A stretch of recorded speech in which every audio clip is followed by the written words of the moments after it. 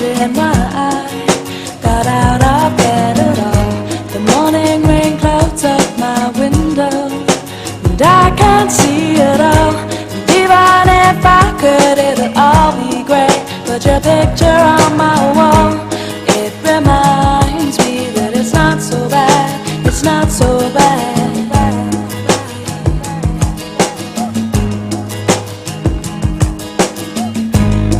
Too much last night, got bills to pay.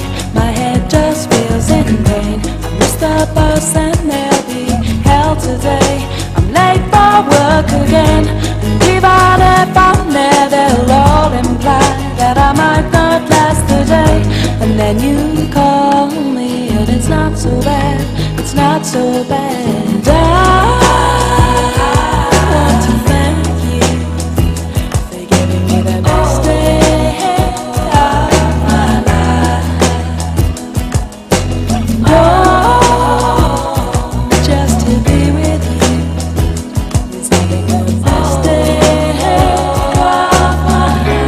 This is Nationwide 90 FM, owned and operated by Nationwide News Network Limited.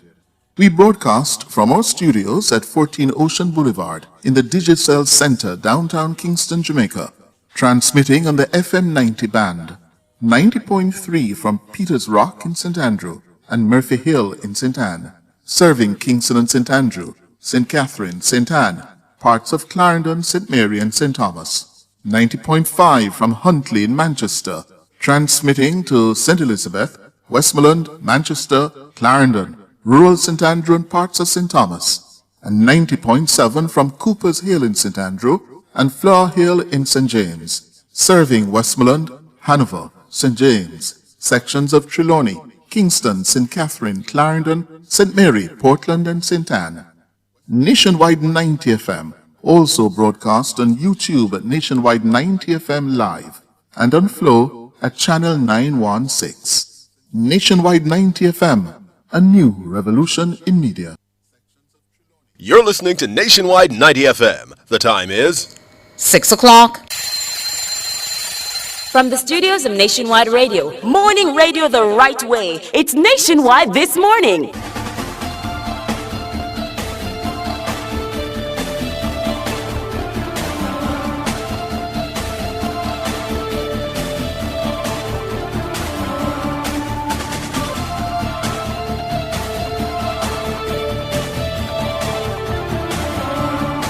A very good morning to you. I'm Tawna Thomas.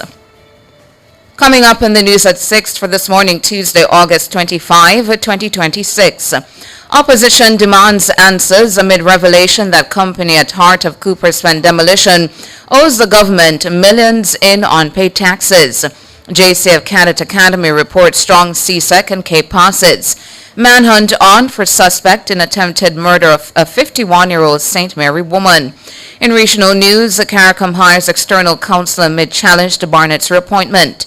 In international news, Iran vows to retaliate after U.S. widens sanctions. In sports, CPL set to resume with Antigua and Barbuda Falcons facing the Barbados Tridents in Antigua. And in business, United States threatens to hike tariffs on automobiles originating in Canada. The details after the break.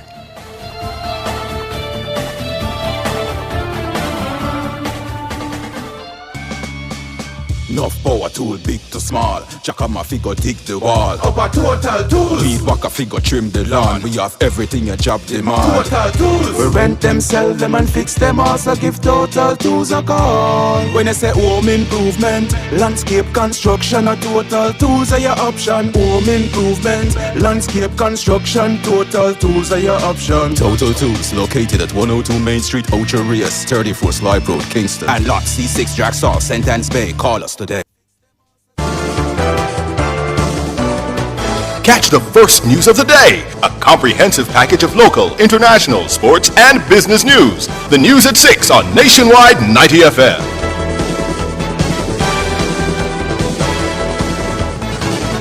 Now to the details. Opposition spokesman on finance Julian Robinson is demanding answers following media reports that one company has been allowed to accumulate more than $26 million in unpaid property taxes and penalties.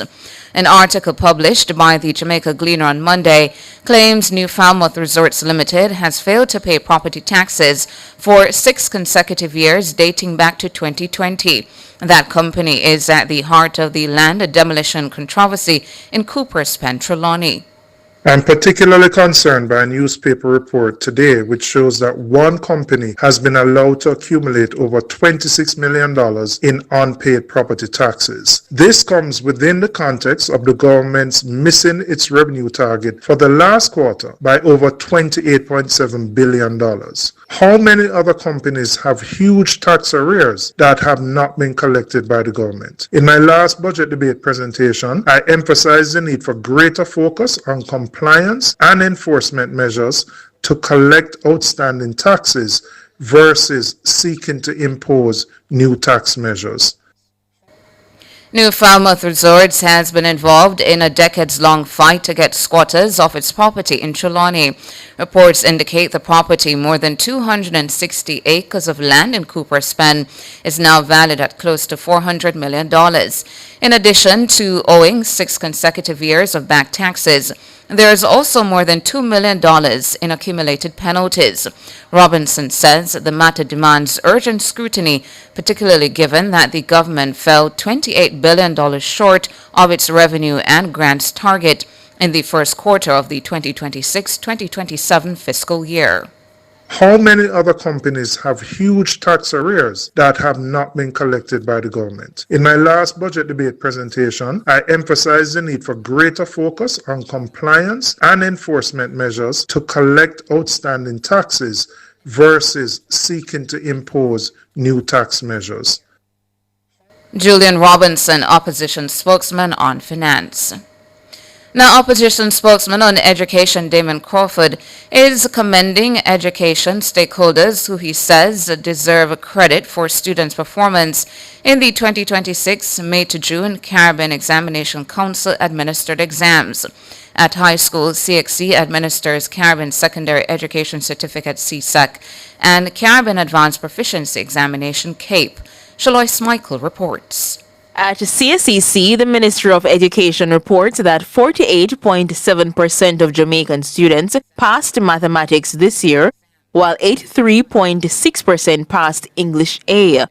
The mathematics pass rate was 5.6 percentage points higher than that recorded in 2025 and 14.2 percentage points higher than that for 2024. A total of 6,696 candidates passed 5 or more subjects, including both mathematics and English A. This reflects an additional 496 candidates compared to 2025. At the CAPE level, Jamaican students achieved an overall 91.7 pass rate, with Unit 2 achieving a pass rate of 93.9%. The pass rate for CAPE Science, Technology, Engineering, and Mathematics increased to 92.6%, with all 14 listed STEM subjects recording pass rates above 84%. For those who attained passing grades, Crawford says they have not only demonstrated academic ability, but also the capacity to remain focused through a series of difficult circumstances. He notes that this year's cohort of exam candidates had to cope with the COVID-19 pandemic as well as Hurricanes Beryl and Melissa in consecutive years. He says they have demonstrated something worthy of national recognition: collective resilience. Teachers and principals also came in for commendation, with Crawford hailing their efforts to restore normality for students and making limited resources work during difficult periods. And for the Ministry of Education, the opposition spokesman says while they do not always see eye to eye on policy matters, its leadership and staff also ought to be recognized for the 2026 CXC results. He says the ministry's contribution to bringing the cohort to this point deserves sincere gratitude and recognition. Shalois Michael for Nationwide News.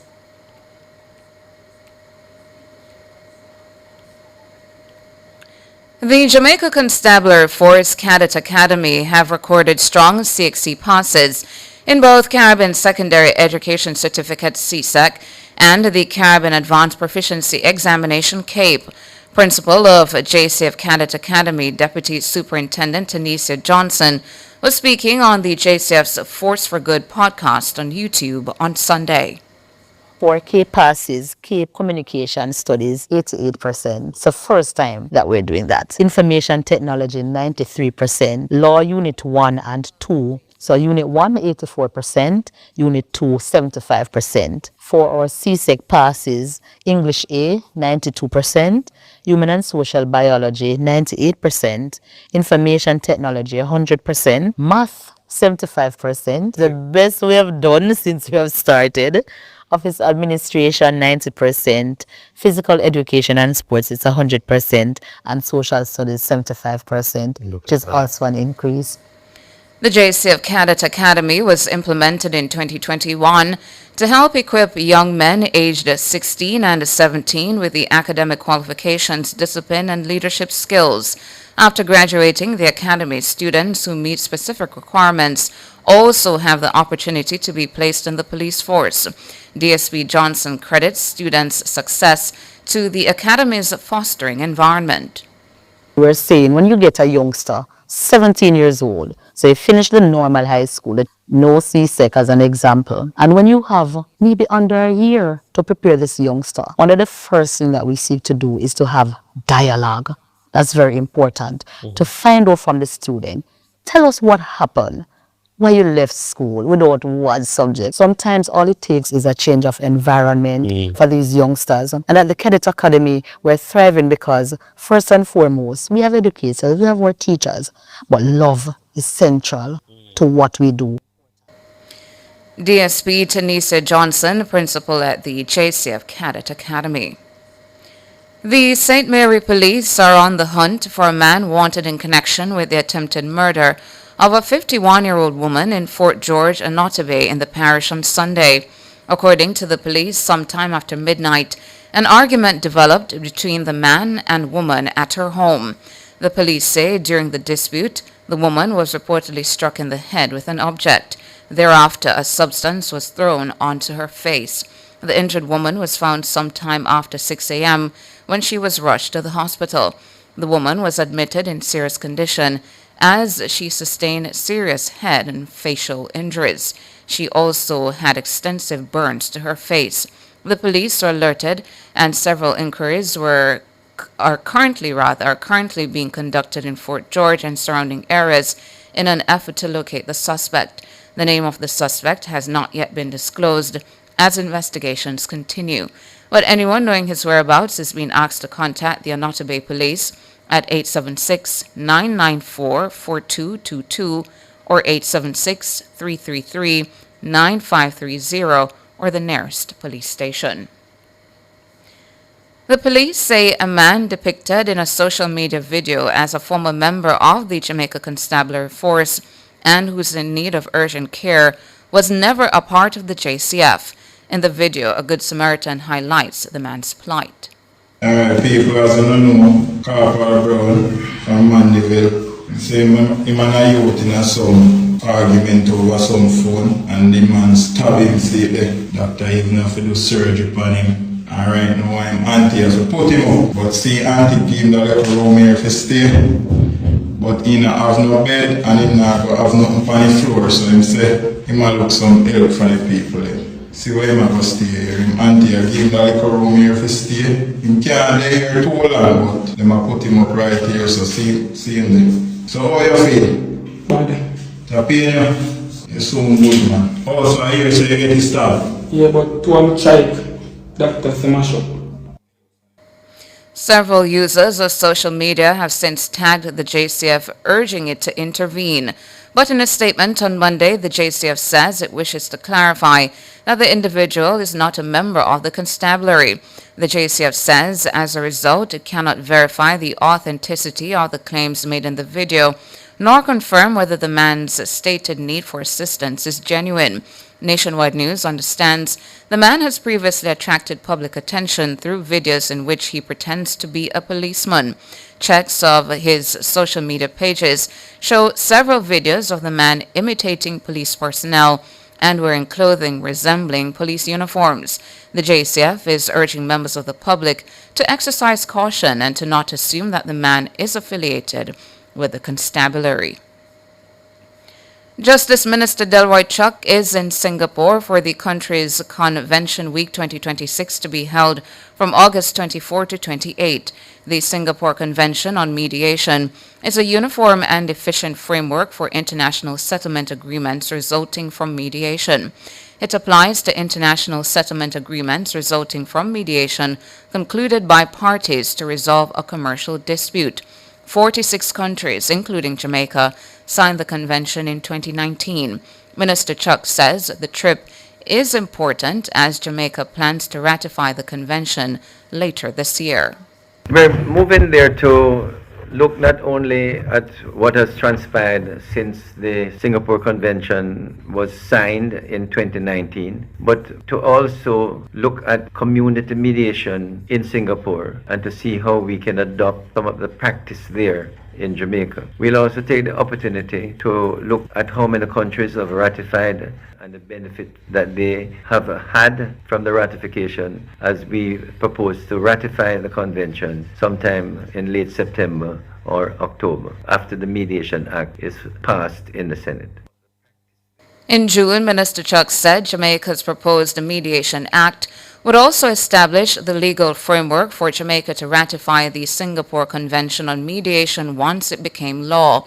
He says Jamaica can learn a lot from the successful implementation of mediation measures in other countries.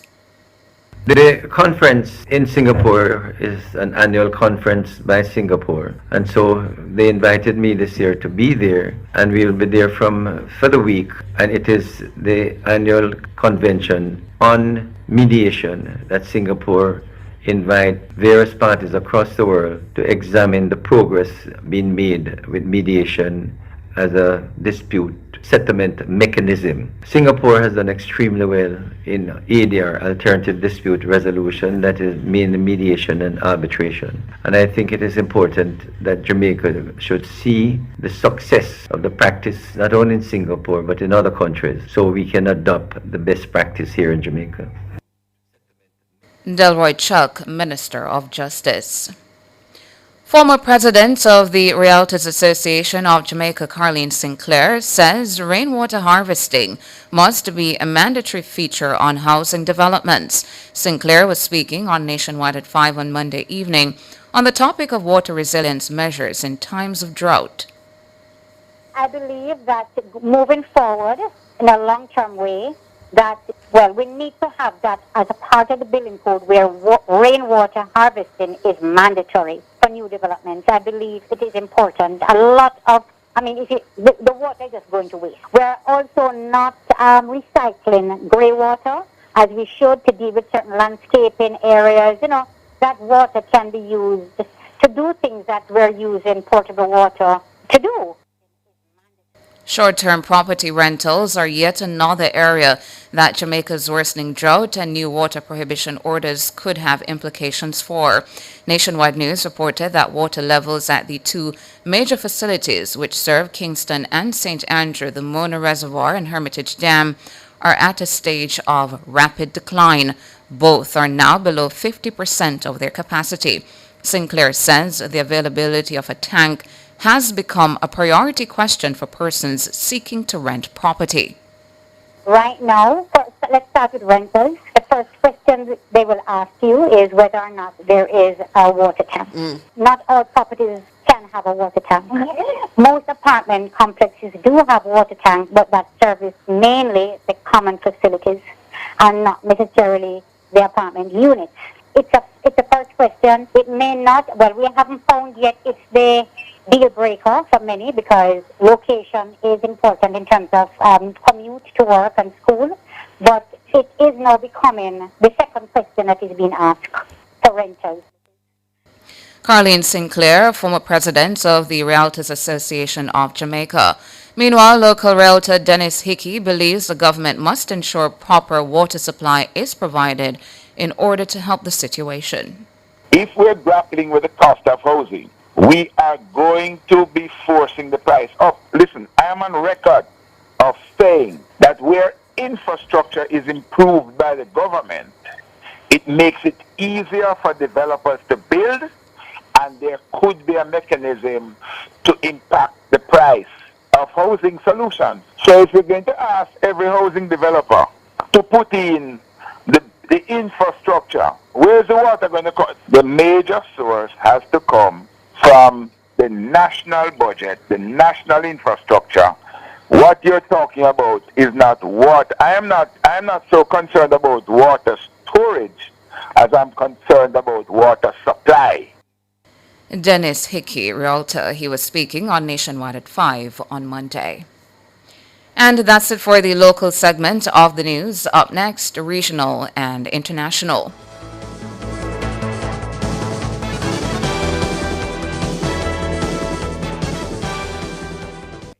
It's This Morning on Nationwide 90 FM. The time is 6:19.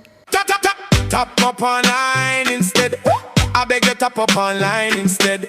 Don't bother hold up the lane and waste people time. Beg you tap up online instead. Download the Mighty Tag app and have fun to your T-Tag. Anytime, anywhere, any amount I can spare. Just tap up online instead. If the Mighty Tag app it a hurt up your head, tap up with WhatsApp instead. Send a one text 3553336. Beg you tap up online instead.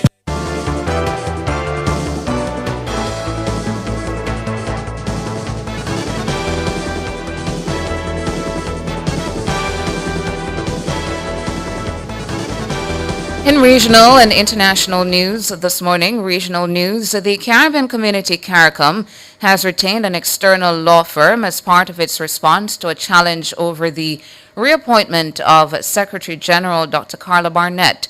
Lawyers for both Dr. Barnett and CARICOM have recused themselves from the process. CARICOM Chairman and St. Lucia Prime Minister Philip Pierre confirmed the move on Monday. He was speaking following a recent visit to Port of Spain, where he met with the Trinidad and Tobago Prime Minister Kamla Persad-Bissessar on the matter. The CARICOM chair says Persad-Bissessar had requested an update on the advisory opinion from the Caribbean Court of Justice. The challenge to Dr. Barnett's reappointment was mounted by Trinidad and Tobago. International, Iran has pledged to fight back against expanded U.S. sanctions aimed at isolating its economy. Iran's economy minister told state television that, quote, the enemies should wait for an attack, end quote. He says neither China nor Russia had accepted the U.S. measures and said other countries would resist them.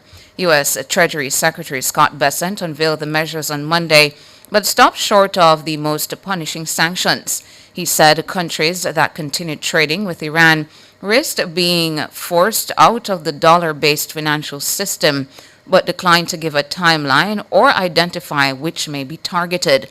The Treasury Department did announce new sanctions on 60 individuals, entities, and vessels. However, the list did not feature any of the Chinese financial institutions suspected of facilitating Iran's oil trade. And that's it for regional and international. Up next, sports.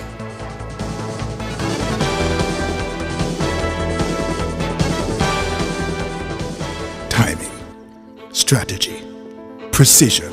For over a decade, Sagicor Investments has set the standard for performance. We deliver results that speak for themselves. Number one, in value traded on the Jamaica Stock Exchange, Jamaica's largest unit trust fund manager with diversified investments and unmatched capital markets expertise. Take the first step towards a portfolio built on consistent performance. Call 888 Sagicor to speak with a wealth advisor. Gearing up for back to school? Let's do it with brain power, bounce, and B-Complex.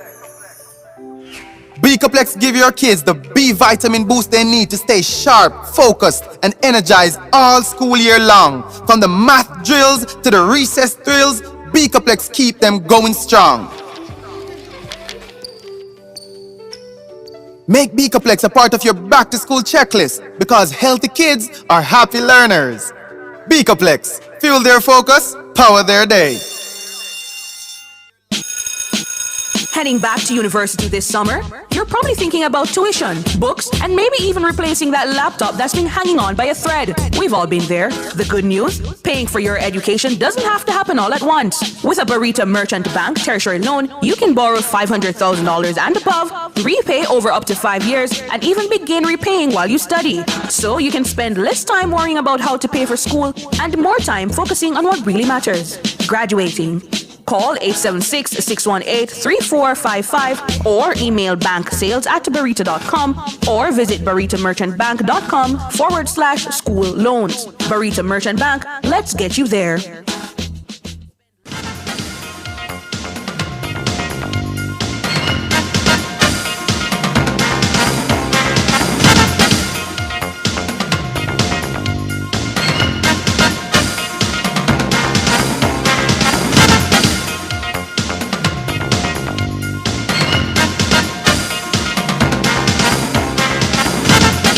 Time now for your morning sports. The Caribbean Premier League CPL resumes on this Tuesday after a one-day break with Antigua and Barbuda Falcons facing Barbados Tridents at Sir Vivian Richards that's the Sir Vivian Richards grounds in Antigua starting at 6 p.m. Jamaica time. The Falcons are third in the standings with 6 points from 3 wins and 3 defeats in their 6 games so far. Meanwhile, the Tridents, who've only played 2 games so far, are in fourth with 4 points from 2 victories. The Jamaican franchise, the Kingsmen, are in fifth on the table with 2 wins and 4 losses from their 6 games. There was a thrilling end to the first round of matches in the new season of the English Premier League on Monday as Chelsea outscored Fulham 3-2 in their West London derby at Craven Cottage. Man of the match Cole Palmer sparked on the night with an assist before adding what turned out to be the winner on 49 minutes.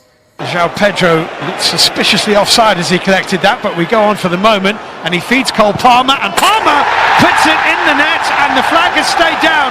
There'll certainly be a check, but Cole Palmer finished it beautifully.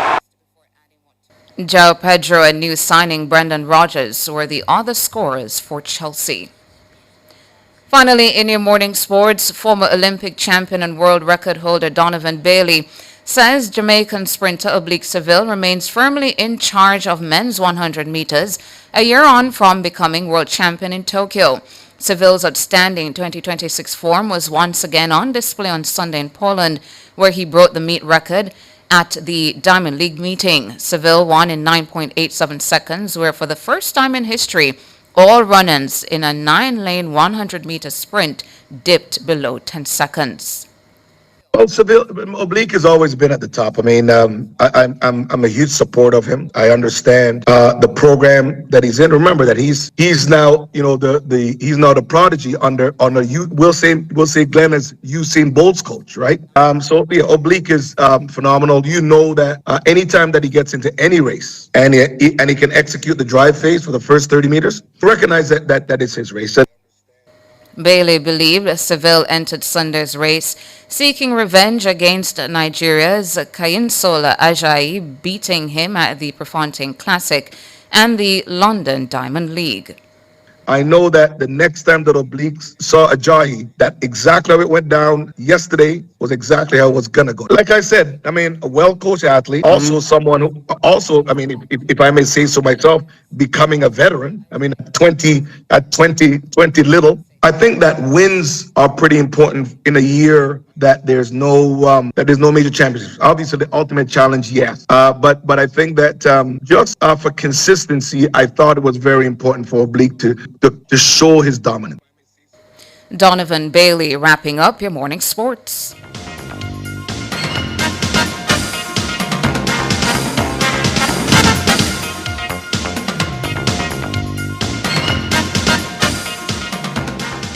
Business This Morning is brought to you by Stewart's Auto Sales. Rev up the summer with GWM Jamaica.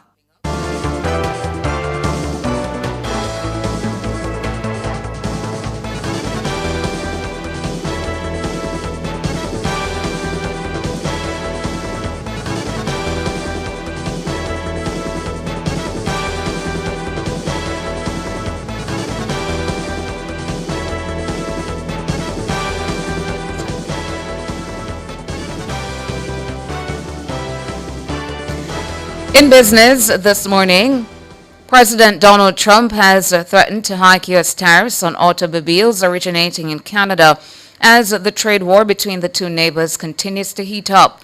Trump said on Monday that as of January 1, import taxes on Canadian cars and trucks as well as auto parts would move from 25% to 50%. It comes after U.S.-Canada trade talks collapsed late last week, with each side accusing the other of making unreasonable last-minute demands. Canadian officials are set to stage a news conference today, Tuesday, to outline how the country will respond. The news conference is set for 11 a.m. Eastern Time and will include government leaders in business, finance, and economic development. On Monday, Prime Minister Mark Carney called Trump's latest levy threat unsurprising and accused the president of wanting to destroy Canada's auto industry. He added that Canada is ready to resume talks only if the U.S. comes with the right attitude. In the meantime, Ontario Premier Doug Ford has warned U.S. President Donald Trump that Canada can hit back against tariffs to hurt the American economy. Listing some of the industries on which he says the U.S. relies, Ford said he'd love to see Trump run cars without oil. He says he doesn't need Canada. I'd love to see, he wants to take our auto sector. I'd love to see him run cars without any oil. I'd love to see, him try to grow vegetables and fruit and everything without the potash. I'd like to see when we have our critical minerals. Matter of fact, high-grade nickel, that 65% comes from Ontario for their military, for their manufacturing. Doug Ford. And in foreign exchange trading now, the Jamaican dollar has gained 7 cents and will open against the benchmark US dollar, selling for an average $159.32. Against the Canadian, the Jamaican has gained 62 cents and will open selling for an average $115.08. And finally, the Jamaican has also gained 33 cents and will begin trading for an average $215.01 against the British pound. That's it for business this morning.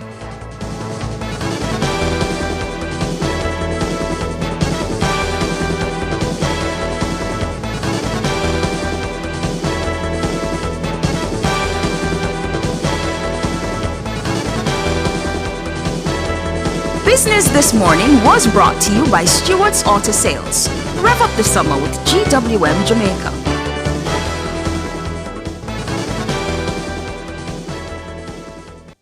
It's This Morning on Nationwide 90 FM. The time is 6:31. Every school is free of unhealthy, ultra-processed products. You know, those high in salt, fats, and sugar. If only that weren't a dream. The reality is that many children have an unhealthy diet at school, and 23% of them are overweight or obese. This can lead to hypertension, heart disease, and type 2 diabetes. Let's protect our children's right to health with a policy for schools that prevents unhealthy food marketing and ensures access to nutritious foods. The time is now. Let's implement the National School Nutrition Policy. A message from the Heart Foundation of Jamaica and partners. From the farmers in the fields, to the bakers who prepare it, to the teams that deliver every day, Juicy is built by Jamaicans. To our partners, thank you for standing with us. Juicy Patties, serious Jamaican food. Hey, turn up to 25. Turn up to 25. Could I drive out fresh in a MG ride with a staycation all inclusive flex? Yeah.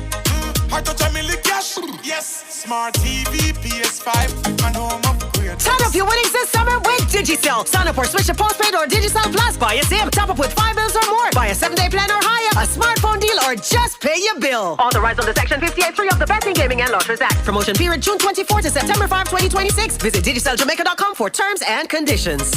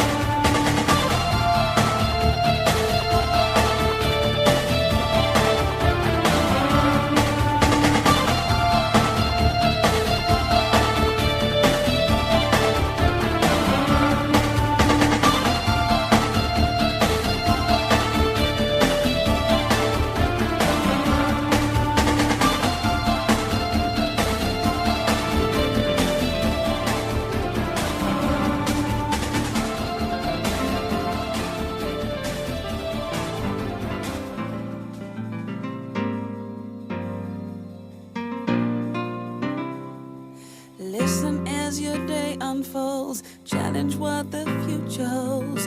Try and keep your head up to the sky. Lovers, they may cause you tears. Go ahead, release your fears. Stand up and be counted. Don't be ashamed to cry. You gotta be bad. You gotta be bold. You gotta be wiser. You gotta be hard. You gotta be tough. You gotta be stronger. You gotta be cool. You gotta be calm. You gotta stay together. All I know, love will save the day. Herald what your mother said. Read the books your father read. Trying to solve the puzzles in your own sweet time. Some may have more cash than you. Others take a different view. My, oh my, yeah, yeah. You gotta be bad. You gotta be bold. You gotta be wiser. You gotta be hard. You gotta be tough. You gotta be stronger. You gotta be cool, you gotta be calm, you gotta stay together. All I know, love will save the day. Time asks no questions, it goes on without you, leaving you behind if you can't stand the pace. The world keeps on spinning, can't stop it if you try to. Best part is danger staring you in the face.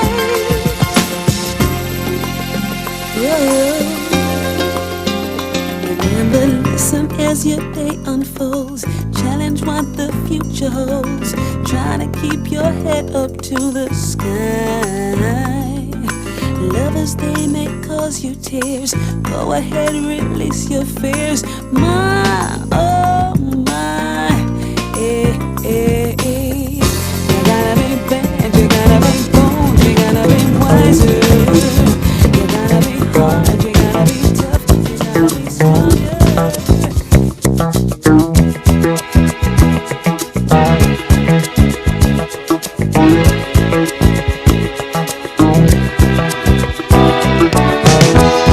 When I wake up in the morning, love, and the sunlight hurts my eyes, and something without warning, love, bears heavy on my mind. Then I look at you, and the world's alright with me. Just one look at you, and I know it's gonna be a lovely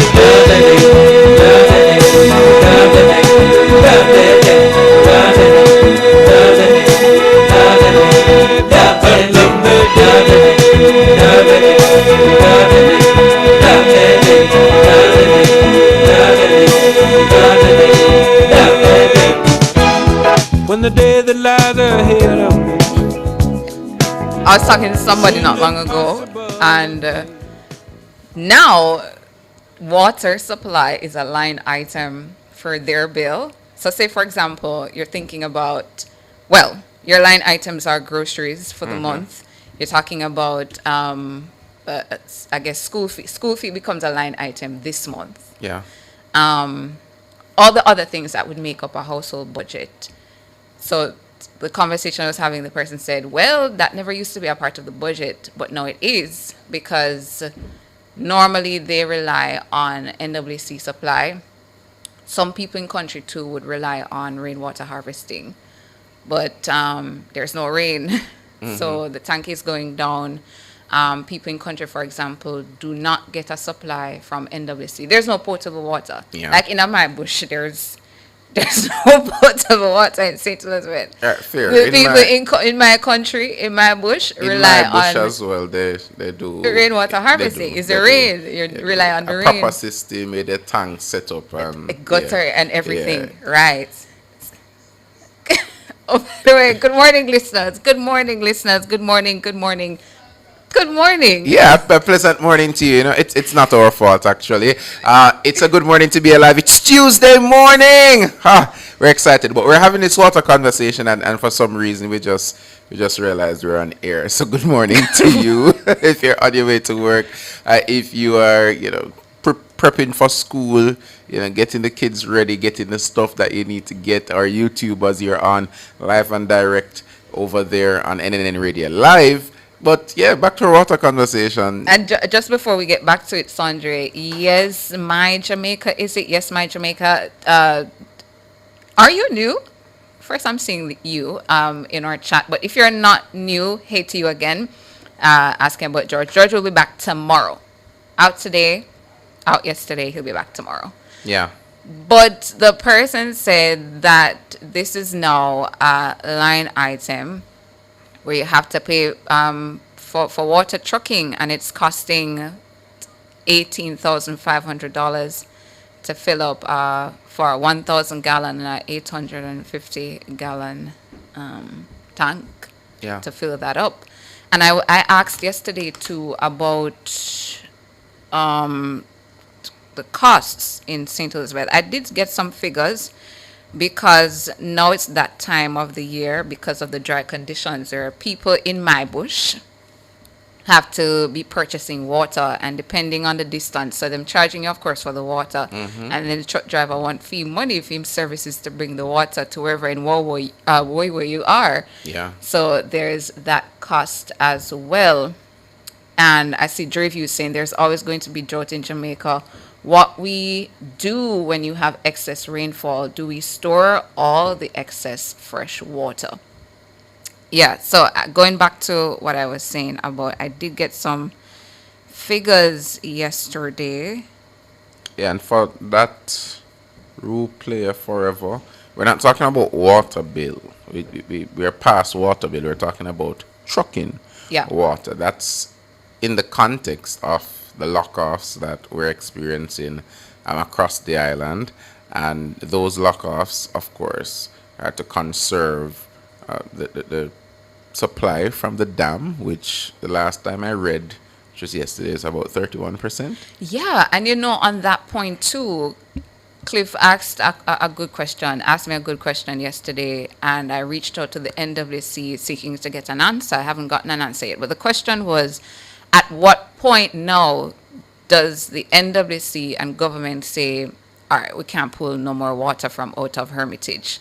Is there like a cutoff level? We know that the caution point is 65%, where at that point it prompts them to say, maybe we want to put in some restrictions. But it's now at 31%. Yeah. At what point do you say, it don't make no sense to keep on we pull any more water out of here, especially with the footage that we've seen of Hermitage, where there's so much build up in that dam? At what point do you say we can't take no more water out of this dam? 20%, 15%? At what point do you cut off? And if you cut off, what do you do next? Like, how do you realign? How do you reconnect to ensure that at least people still getting water for certain hours of the day? Yeah, another question that comes to mind, Tana, is the investment in water. Now, a lot of people hear me say this and say, what are you talking about, Sandre? We've heard about a lot of things going on, and I agree. There has been a lot of investment in water over the past 10 years. It's been ramped up, and I guess that's because of a number of things. Economy being managed better, better stewardship of resources. The NWC has been doing a number of projects, but based on this particular drought, how bad this drought has gotten, does it create a space now for a ramping up of resources and efforts to see what the solutions are across the island? That's something that I really want to understand, if that is in the mind of those who are administrating our resources. And I'm not speaking specifically to Matthew Samuda this morning, because I know that he's always advocating for more. He's one of them that will come on air and tell us that he would love some more financing to do X, Y, and Z based on the lack of investment over the years. But now you think of it, you say, how quickly then will those projects that may be in the pipeline, that may have been planned, that may have been conceptualized, how quickly then do we look at finding those solutions so that we can manage a drought like this better, so that we can have more resources and more storage, so we don't have to rely on Hermitage Dam, because he spoke to us about, them creating other dams and all those things. But do we accelerate that process now, seeing the impacts we're having across the island? That's a question I'd like the NWC to answer as well. Yeah, I did find those figures. So, in a section of Southeast St. Elizabeth, and I see somebody in the chat ask me, why am I calling my section of St. Elizabeth Bush if Junction and Topil and Southfield? But I don't live in those places. I live way more internal, so I can be satisfied with calling my section of St. Elizabeth deep rural bush. Yeah. But 750 gallon, that is costing between $8,000 and $10,000. 1,500 gallon is between $12,000 and $14,000. And yes, Nads, this is what is on our minds this morning. And 2,500 gallon, $22,000 to $24,000. So for the folks out there in St. Elizabeth and other sections of the country who have to be purchasing water because the rainwater harvesting just can't happen because there is no rain, those are the type of prices, that's a cost that they're dealing with. Jean Sellers says, yes, Ton, our tanks are running low. Drinking water, we have to buy that, but water for household use, we have to be doing recycling and using or wash water to flush our toilets and water our floors. Yeah, have to be using your wash water to flush your toilet, which is quite fine, and to water your floors as well. I did get some responses from the minister saying we're bypassing the dam, meaning the water coming from the two sources that fill the Hermitage, the water goes straight to the raw water line for the Constant Spring treatment plant because inflows are so critically low. So he says there's no cutoff point per se, but definitely a gradual tightening of the restrictions, meaning there's possibly that there could be longer hours without the supply. Okay. Yeah, so there's no cutoff point because of that bypass that is happening, but there's a possibility now that Jamaicans, if it worsens, could experience longer hours without the commodity. Yeah. Well, there you have it. At 30, so he says at 30, much tighter. At 25, even tighter. So as it dwindles, the gap with which you get water, that is extended. Yeah. And even then, too, Sandra, some of the times now where you have the 6 a.m. to 6 p.m. and the 6 p.m. to 6 a.m., many people on whichever of those schedules, sometimes, the water is not coming at the time that they say it's supposed to come. So at 6 p.m., you go run and turn on your tap and there's no water because of many different reasons, elevation and those kind of things. And I remember somebody saying a couple of days ago that they were on a 6 p.m. to 6 a.m. schedule and the water came on at 2 a.m. Oh. So they had to just get up and wash at that hour. Yeah, so many different things that we're treating with in relation to water supply now. I wish it was a case, Sandra, that Jamaica could get a bounty of grants to get us to that 75 billion point that we need annually to invest in our water distribution network and build out even more dams across the country. But that is not the case. What it says, though, is that it's not just a government thing, too. It's also how everybody is looking at how they do planning in their households, how you do planning at your institution, how you do planning at your work, how you're doing planning at your farm. I was having a conversation last night. I was saying farmers who farm together perhaps now need to group up, too, and see if they can put in their own catchment facilities on their land, because at 1 drum and a 2 drum here is not going to cut it anymore, especially with what you're seeing with weather patterns and climate change now. Yeah, where we're having longer periods of drought, longer periods of dry condition, expected to last for the rest of this year, could go up to May next year. That's very concerning. Yep. Yeah, there is an African country that solved their water problems. I'm going to find it, I think, when we come back. Yeah. There is an African country that solved their water problems that I'm going to look at. They had to construct a huge dam and do a huge network, but it took them a number of years. So there is an appreciation, and I hope our listeners don't miss this.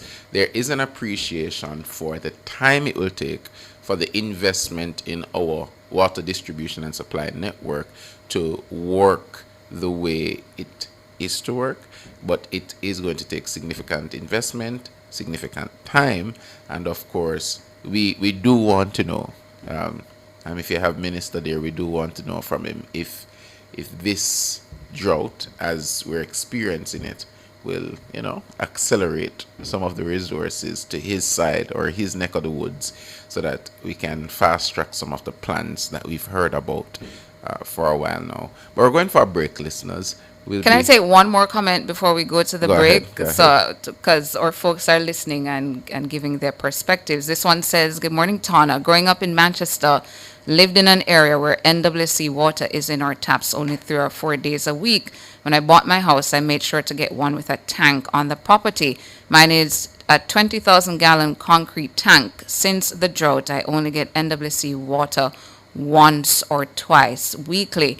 As an NWC customer, if I run low, I just call them, give them my account number, and they come fill up at no extra charge because I am a paying customer."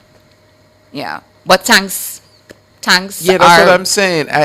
That's the conversation I was having earlier, that if NWC normally allows that, if it's a case where there is a cutoff in supply and you're a paying customer, they get your water.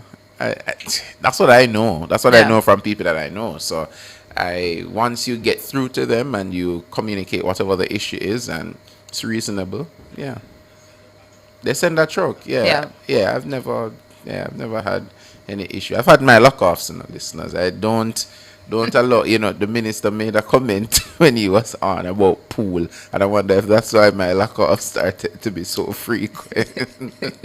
I wonder if they've searched for me in the system and said, maybe Sandra has a pool, and I do have a pool, but maybe he doesn't, and but it is interesting, to say the least, that we have this situation, and the solutions that we're looking forward to. It might involve for rain, because we need some rain. Yeah. And all our prayer warriors listening, we need some rain, and as soon as it can come, we want it to come, so that we can have improved supply for everyone, because we are all feeling it. We, the citizens, are all feeling it. I know for one, the businesses, the farmers, they're feeling it for sure. So we need to accelerate those solutions, and I hope that we get to that point. But we're going for a break.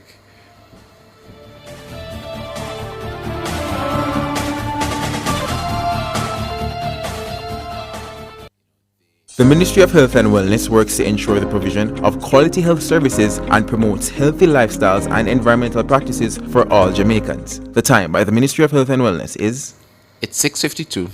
JPS and Partners Cooperative Credit Union offers financial solutions for every stage in your life: savings, auto loans, mortgages, and more. The Temperature by JPS and Partners Cooperative Credit Union, your financial partner for life, is 28 degrees Celsius in Kingston City, 28 degrees Celsius out west in Montego Bay, and 23 degrees Celsius in Mandeville.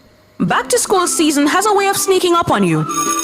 First, it's books, then uniforms, school shoes, a laptop, lunch money, tuition, and somehow the list just keeps getting longer.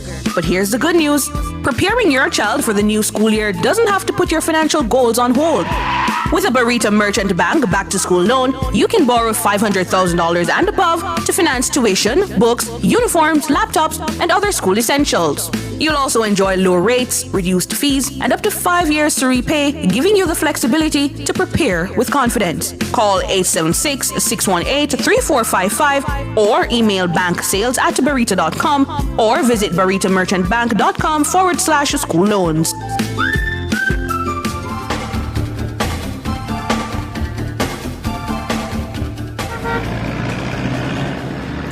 When you hear those horns, you know what time it is. It's time for Street Smart with Ludlow McLean. Ludlow, you have about 10 seconds. Tell us what's happening out there on the streets. A few seconds, all right. Morning to everyone there, Donna and Andre.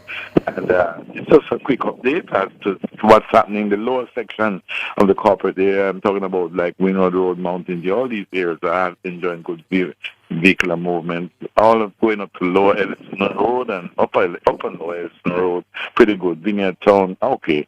So it's quite a good time in terms of vehicular movement. But we'll talk about what's happening further up down as the money progresses. So it's back to you then, Studios. Thank you. That's it for Street Smart. It's now time for Word of the Day.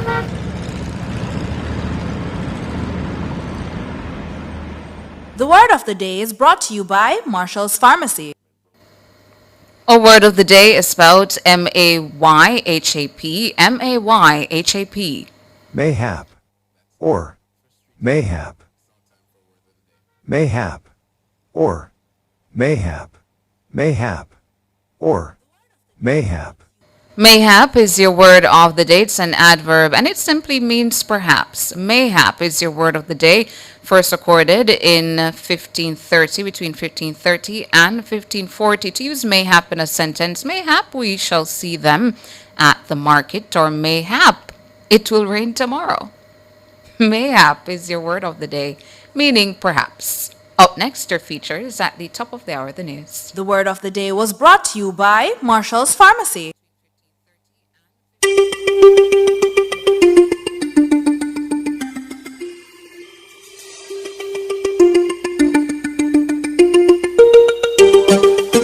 Nutrition trends come and go, but omega-3 fatty acids are a nutrient that has stuck around, and for good reason.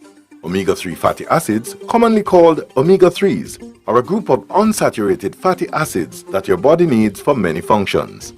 Since it's best to get the nutrients you need from foods instead of pills or supplements, it's important to include foods rich in omega-3s in your diet.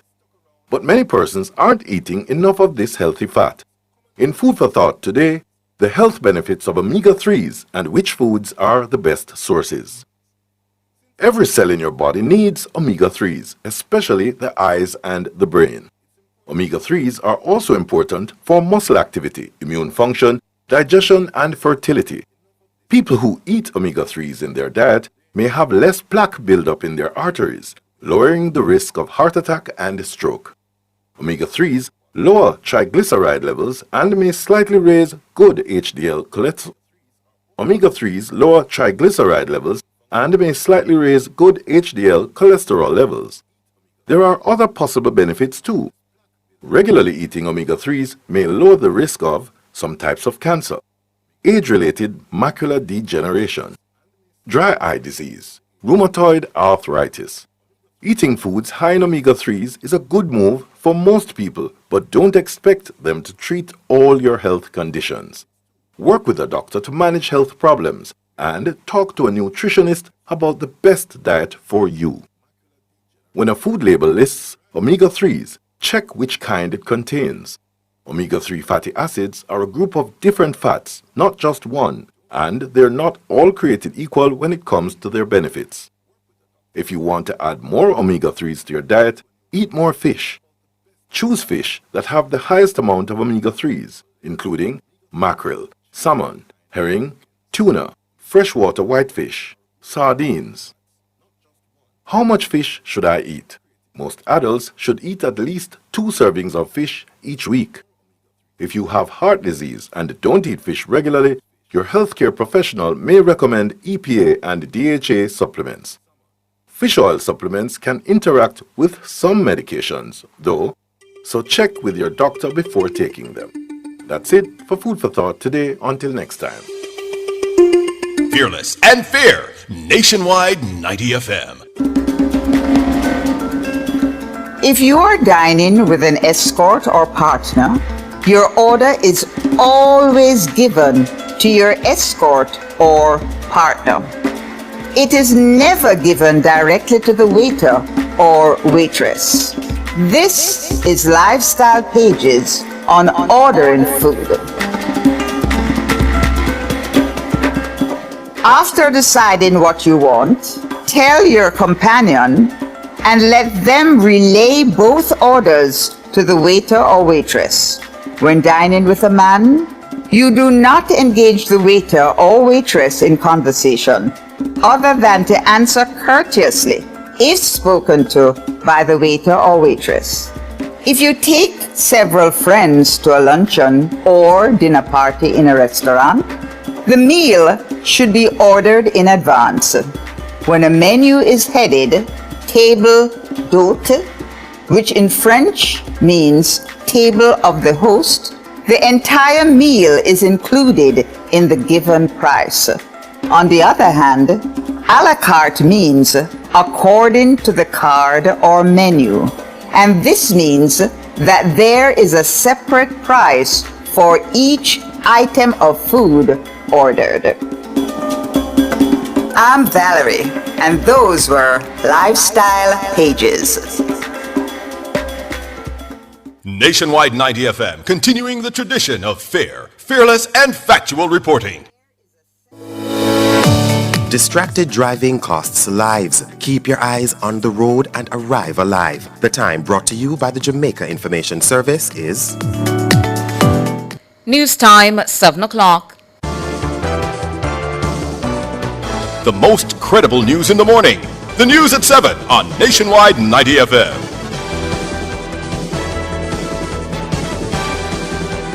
Coming up in the news at 7 for this morning, Tuesday, August 25, 2026.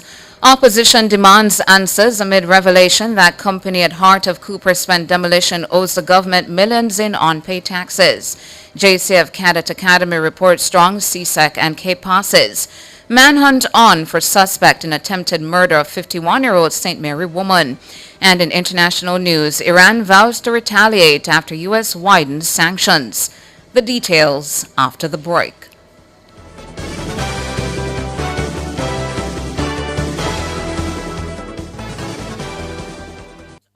If it's news, it's got to be Nationwide 90 FM.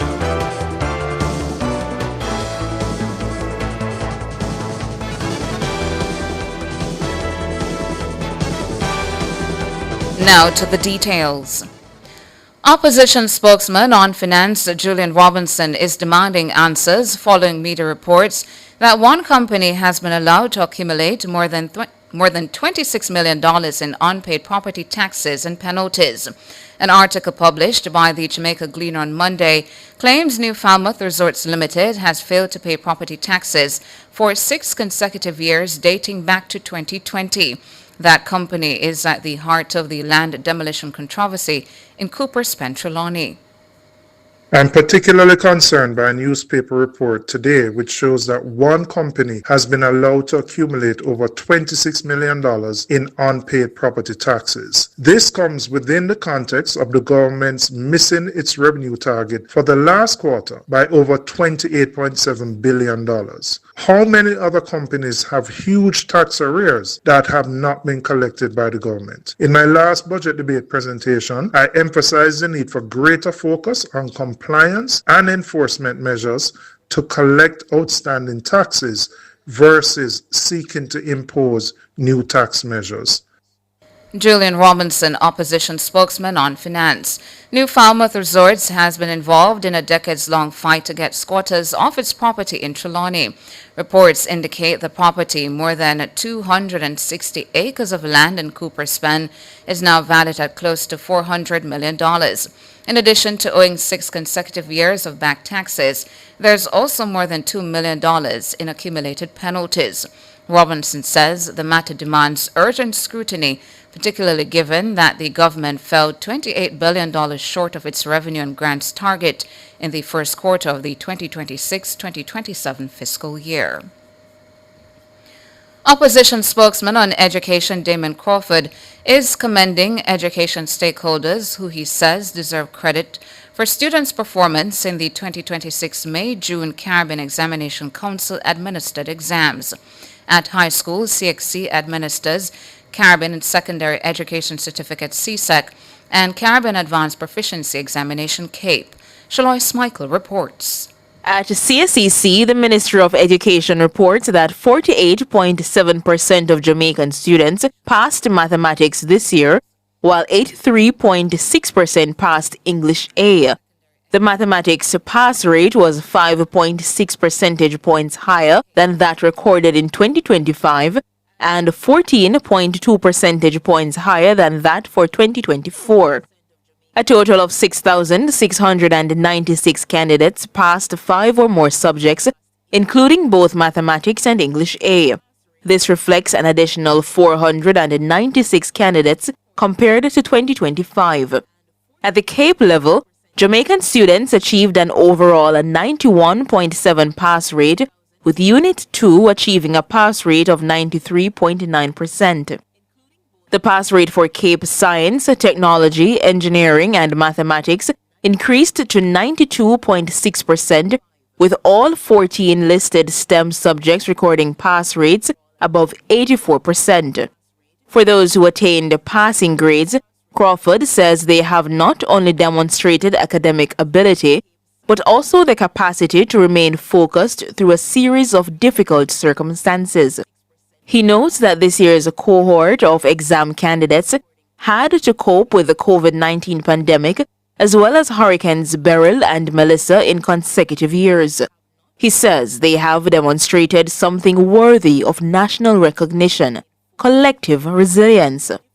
Teachers and principals also came in for commendation, with Crawford hailing their efforts to restore normality for students and making limited resources work during difficult periods. And for the Ministry of Education, the opposition spokesman says while they do not always see eye to eye on policy matters, its leadership and staff also ought to be recognized for the 2026 CXC results. He says the ministry's contribution to bringing the cohort to this point deserves sincere gratitude and recognition. Shalois Michael for Nationwide News. The Jamaica Constabulary Force Cadet Academy have recorded strong CXC passes in both Caribbean Secondary Education Certificate CSEC and the Caribbean Advanced Proficiency Examination CAPE. Principal of JCF Cadet Academy Deputy Superintendent Tanisa Johnson was speaking on the JCF's Force for Good podcast on YouTube on Sunday. For Cape passes, Cape Communication Studies, 88%. It's the first time that we're doing that. Information Technology, 93%. Law Unit 1 and 2. So Unit 1, 84%. Unit 2, 75%. For our CSEC passes, English A, 92%. Human and Social Biology, 98%. Information Technology, 100%. Math, 75%. The best we have done since we have started. Office Administration, 90%, Physical Education and Sports, it's 100%, and Social Studies, 75%, which is also an increase. The JCF Cadet Academy was implemented in 2021 to help equip young men aged 16 and 17 with the academic qualifications, discipline, and leadership skills. After graduating, the Academy students who meet specific requirements also have the opportunity to be placed on the police force. DSP Johnson credits student success to the Academy's fostering environment.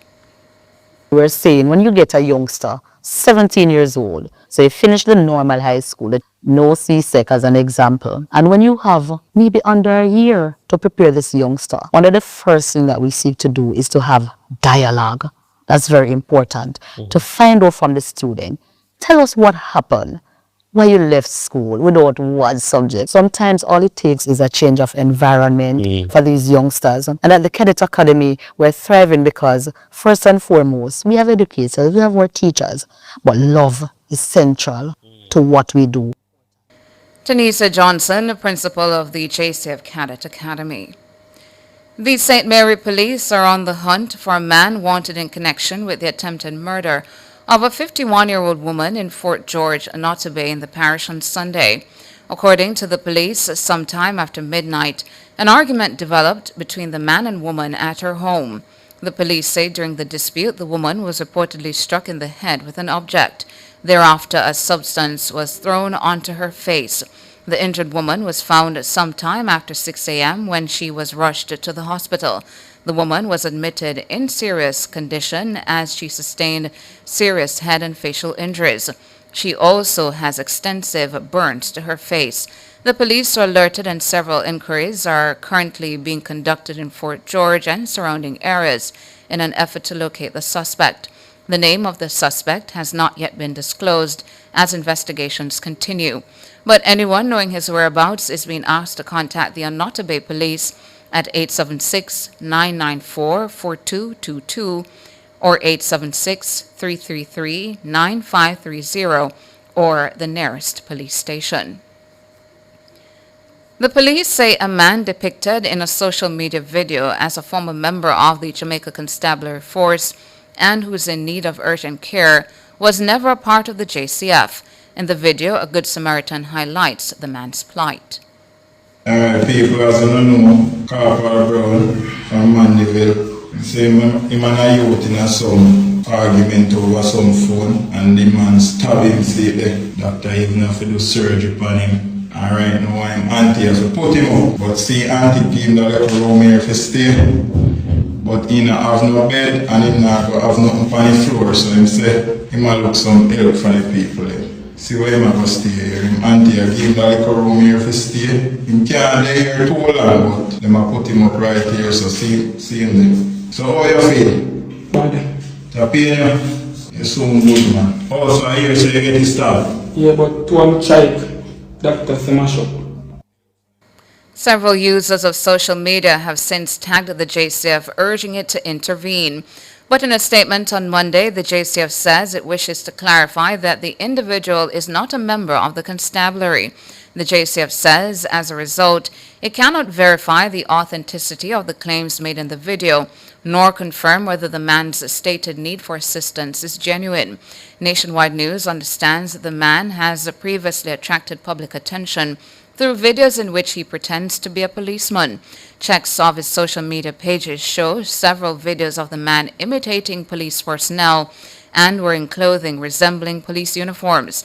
The JCF is urging members of the public to exercise caution and to not assume that the man is affiliated with the constabulary.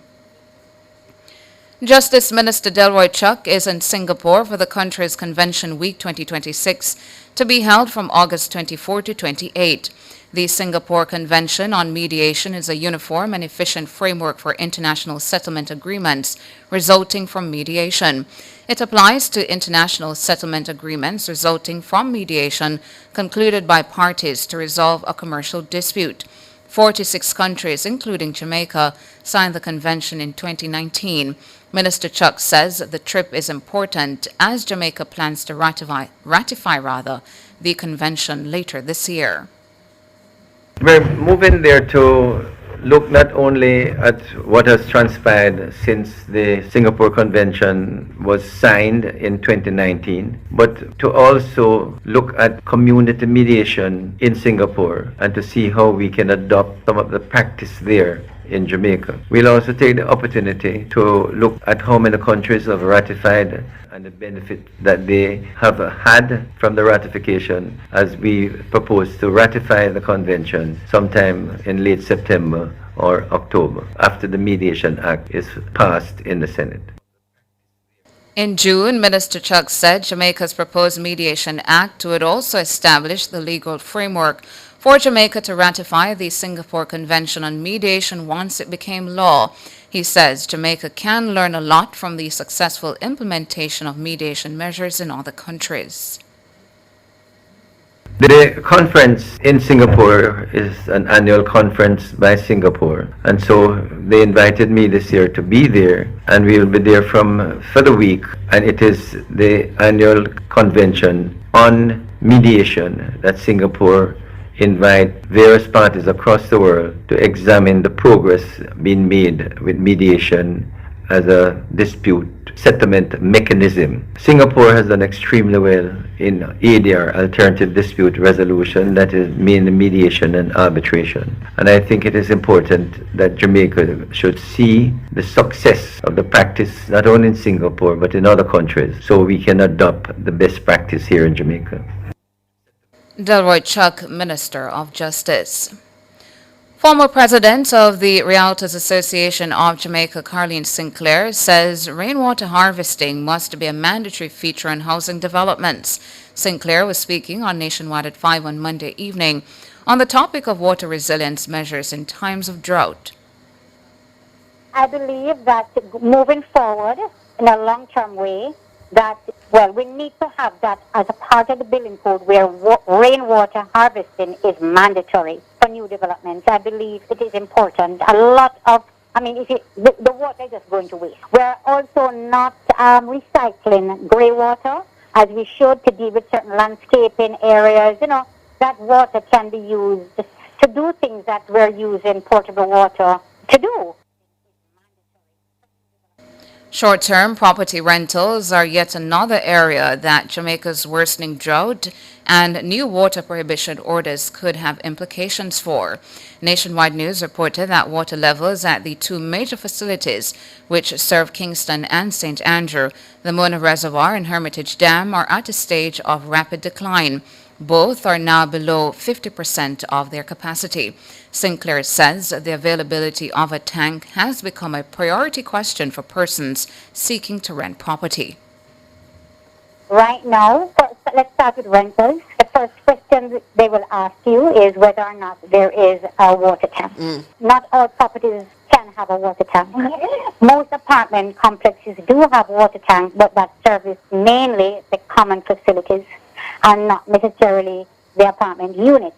It's the first question. It may not, we haven't found yet it's the deal breaker for many because location is important in terms of commute to work and school, but it is now becoming the second question that is being asked for renters. Carleen Sinclair, former president of the Realtors Association of Jamaica. And in international news, Iran has pledged to fight back against expanded U.S. sanctions aimed at isolating its economy. Iran's economy minister told state television that, quote, the enemies should wait for an attack, end quote. He says neither China nor Russia had accepted the U.S. measures and said other countries would resist them. U.S. Treasury Secretary Scott Bessent unveiled the measures on Monday, but stopped short of the most punishing sanctions. He said countries that continued trading with Iran risked being forced out of the dollar-based financial system, but declined to give a timeline or identify which may be targeted. The Treasury Department did announce new sanctions on 60 individuals, entities, and vessels. However, the list did not feature any of the Chinese financial institutions suspected of facilitating Iran's oil trade. And that's it for the news at 7.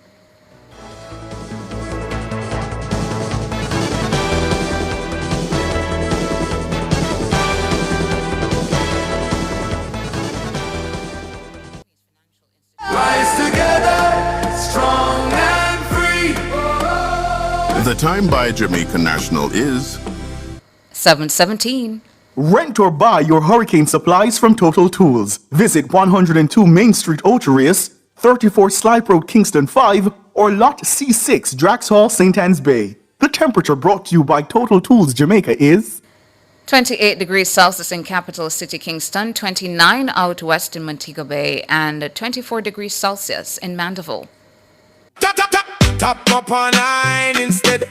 I beg you tap up online instead. Don't bother hold up the lane and waste people time. Beg you tap up online instead. Download the My T-Tag app and have funds to your T-Tag. Anytime, anywhere, any amount I can spare. Just tap up online instead. If the My T-Tag app it a hurt up your head, tap up with WhatsApp instead. Send a one text 3553336. Beg you tap up online instead. Every school is free of unhealthy, ultra-processed products. You know, those high in salt, fats, and sugar. If only that weren't a dream. The reality is that many children have an unhealthy diet at school, and 23% of them are overweight or obese. This can lead to hypertension, heart disease, and type 2 diabetes. Let's protect our children's right to health with a policy for schools that prevents unhealthy food marketing and ensures access to nutritious foods. The time is now. Let's implement the National School Nutrition Policy. A message from the Heart Foundation of Jamaica and partners. Live summer brighter. No need to delay. Sagicor Bank's unsecured loan gives you up to 5 years to repay. New furniture's calling. Go solar at home. Get renovating. Or get a back-to-school loan. Competitive rates. Fast approval. Zero hassle. No sweat. Get it all for the summer. Borrow up to 5 mil. No collateral needed to get whatever you will. Live summer brighter with a Sagicor Bank unsecured loan. Call 888-SAGICOR to learn more. Conditions apply.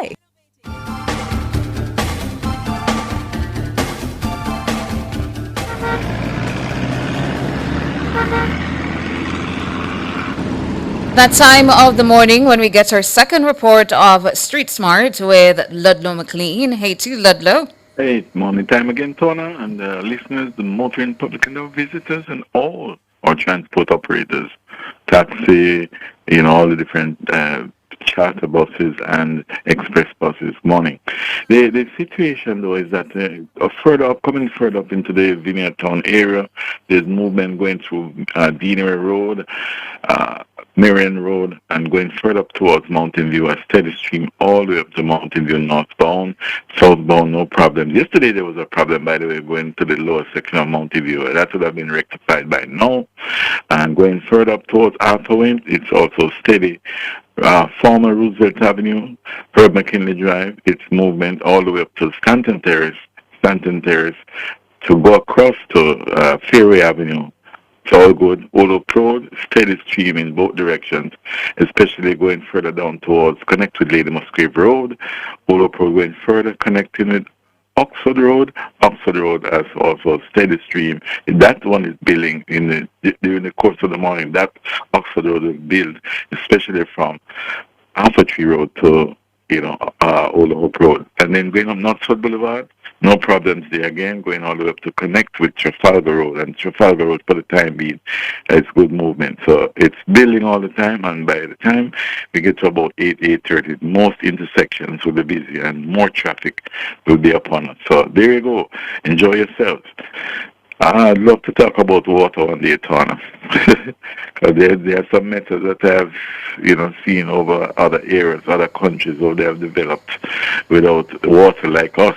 So, there are a lot of methods that they use, drip irrigation for farming, all these type of things, and desalination of seawater, and sewage, especially they use it in other things, not for drinking water, in other, ways of, in agriculture, so on and so forth. But that's another day. Yes. Over to you, Tana. Thank you, Ludlow.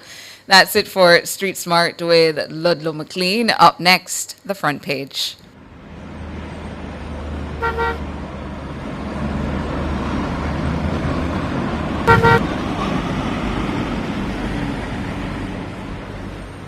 Front Page is brought to you today by ABC Electrical Sales, for a better choice in the electrical business. For all your electrical needs, visit ABC Electrical Sales. They stock a wide variety of electrical supplies including plugs, switches, panel boards and conduits, plus energy-saving fixtures. ABC Electrical Sales stocks brands like GE, Siemens, Philips, Cutler Hammer and Allen Bradley. They also offer free island-wide delivery just to suit your needs. Visit them at Shop 8, Hagley Park Plaza, Kingston 10, or call 876-754-3714-5 or 876-754-3825-8. ABC Electrical Sales, for a better choice in the electrical business.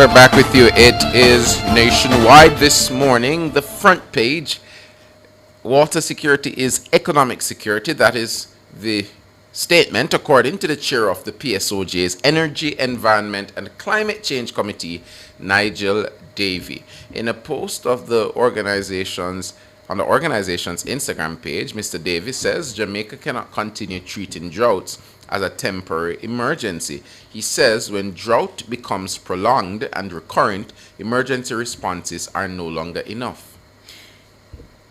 He says the current conditions are exposing long-standing weaknesses in our water infrastructure, particularly across the corporate area and vulnerable farming communities. Mr. Davey notes that while important water supply investments have been made in communities across St. Elizabeth, St. Catherine and elsewhere, a larger structural challenge remains. As an economic input, Mr. Davey says water keeps farms producing, factories operating, hotels functioning, restaurants serving, construction sites moving, and communities working. He says the country needs a water system designed for the climate realities we now face.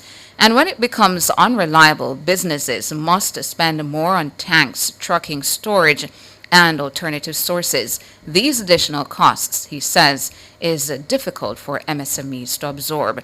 And Mr. Davey joins us this morning. Good morning to you. Good morning, Tana. Good morning, Andre. Good morning to you. Good having you on this morning. We've been having the conversation, Sir Davey, for a while about treating drought as an emergency and what we need to do to move things forward. As a matter of fact, I asked a question which I hope the authorities will hear and answer as soon as they can. If, based on the drought realities, if we're going to accelerate some of the plans we have for water storage. So I want to put to you, first of all, what needs to change in the way the country manages prolonged drought and water distribution? Well, what I would say is that the infrastructure that now exists are, decades old. And our population, especially in the corporate area, has grown significantly. So we can safely say that the infrastructure is inadequate, woefully inadequate to really sustain the kind of population we now have in the corporate area in particular. But the same is true across Jamaica. So some of the things that we have to now do is to look at additional storage, of course, new sources of water. I heard the Minister Samuda recently indicate that he's also looking at desalination. And the truth is we have to look at all options these days, and we have to do the economic analysis to determine if that makes economic sense. With the advent of renewable energy, it seems to me that it's a sensible move because the cost related to desalination is usually energy cost. And if we can get cheaper energy input to convert, moderately saline water or seawater, that could be inexpensive water. But to bottom line the questions you ask, we have to look at additional storage. We must look at also solving the problems of bringing water especially from the north side of the island to the southern side of the island, and from the west to the east and central Jamaica. Additional issues that we all know we have is just the old pipeline infrastructure, and we have significant amount of leaks. I know for a fact that the NWC and the ministry is handling some of those issues, but boy, any amount of water that is wasted these days, is water lost, of course. And if we can minimize or expedite the solving those kind of problems, so we call non-revenue water losses, that would be also a good move. But on that point, Sir Davey, the non-revenue water project, we've been hearing about it for a while, and it has been implemented in some areas in St. Catherine, and of course they're working on that in Kingston and St. Andrew. But the issue is these water projects are time consuming and they take a lot of time, meaning years to be executed. I put to you a story I'll speak about a little later in this show, that Ethiopia took about 14 years. If I'm not mistaken, to build out a new dam to power their water supply, power their country and their water supply as well. So when we look at these projects, they are going to take a time, but I'm asking you, is it the case that we need to look at new dams across the country, and what do you say from a private sector point of view in terms of that? Well, truth be told, water infrastructure, like any major infrastructure, takes time. Takes time to plan, to design, to build, and then, of course, the short time frame is to commission these things. So anything that we're going to be doing will take some time, but we must start someplace. We have been having the water shortage in Jamaica for quite some time. And let's say we started 14 years ago, we would have a system today. So the time is now. We have to change the outlook. We have to start the planning and the implementation. And I say start the planning. I'm reasonably certain that some planning is underway. And implementation. Yes, we need to now move to execution to build out these infrastructures. But we can't be continuously talking about these things year in, year out. And we can't be talking about planning forever. So, we need to do something. Hold for us there, Nigel Davey. We're going for a quick break, and then we'll come back with some more.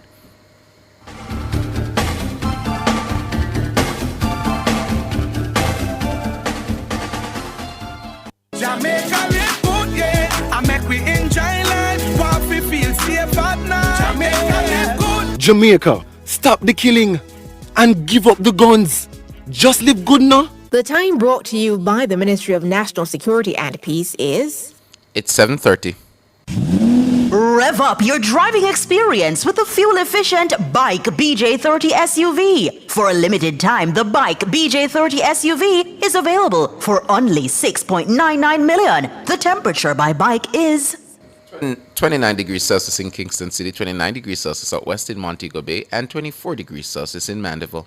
Path beneficiaries, the August payment cycle is here and ready for collection. Post offices and payment agencies will deliver payments based on last names up to September 1, 2026. Be sure to check the weekend star on August 21st to find out when you should collect. If you miss your date, you must collect on September 2 or 3, 2026. For more information, call Path at 876-922-8000-13 or visit the ministry's website at www.mlss.gov.jm. Path, advancing your family, developing Jamaica. A message from the Ministry of Labor and Social Security, the People's Ministry, leaving no one behind.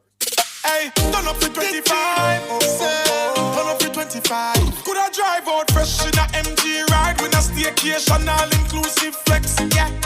I touch a million cash. Yes. Smart TV, PS5, and home upgrade. Turn up your winnings this summer with Digicel. Sign up or switch to postpaid or Digicel Plus. Buy a SIM. Top up with 5 bills or more. Buy a 7-day plan or higher. A smartphone deal or just pay your bill. Authorized under Section 58.3 of the Betting, Gaming and Lotteries Act. Promotion period June 24 to September 5, 2026. Visit DigicelJamaica.com for terms and conditions.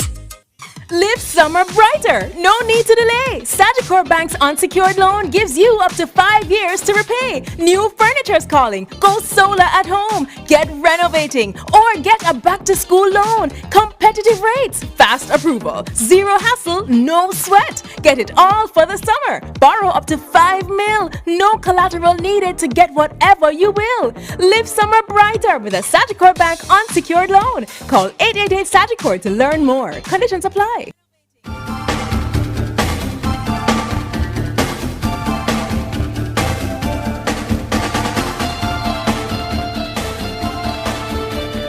We're back with It's Nationwide this morning. We're speaking with Nigel Davey, the chair of the PSOJ Energy, Environment and Climate Change Committee, and we're talking about the impacts of the water shortage, the drought across Jamaica on economic activity and the things we need to do to ensure that we are in a great position, even if we have drought next year, the year after that, the year after that, but as long as we have planned efficiently to execute some of the things that we have on the books as quickly as possible.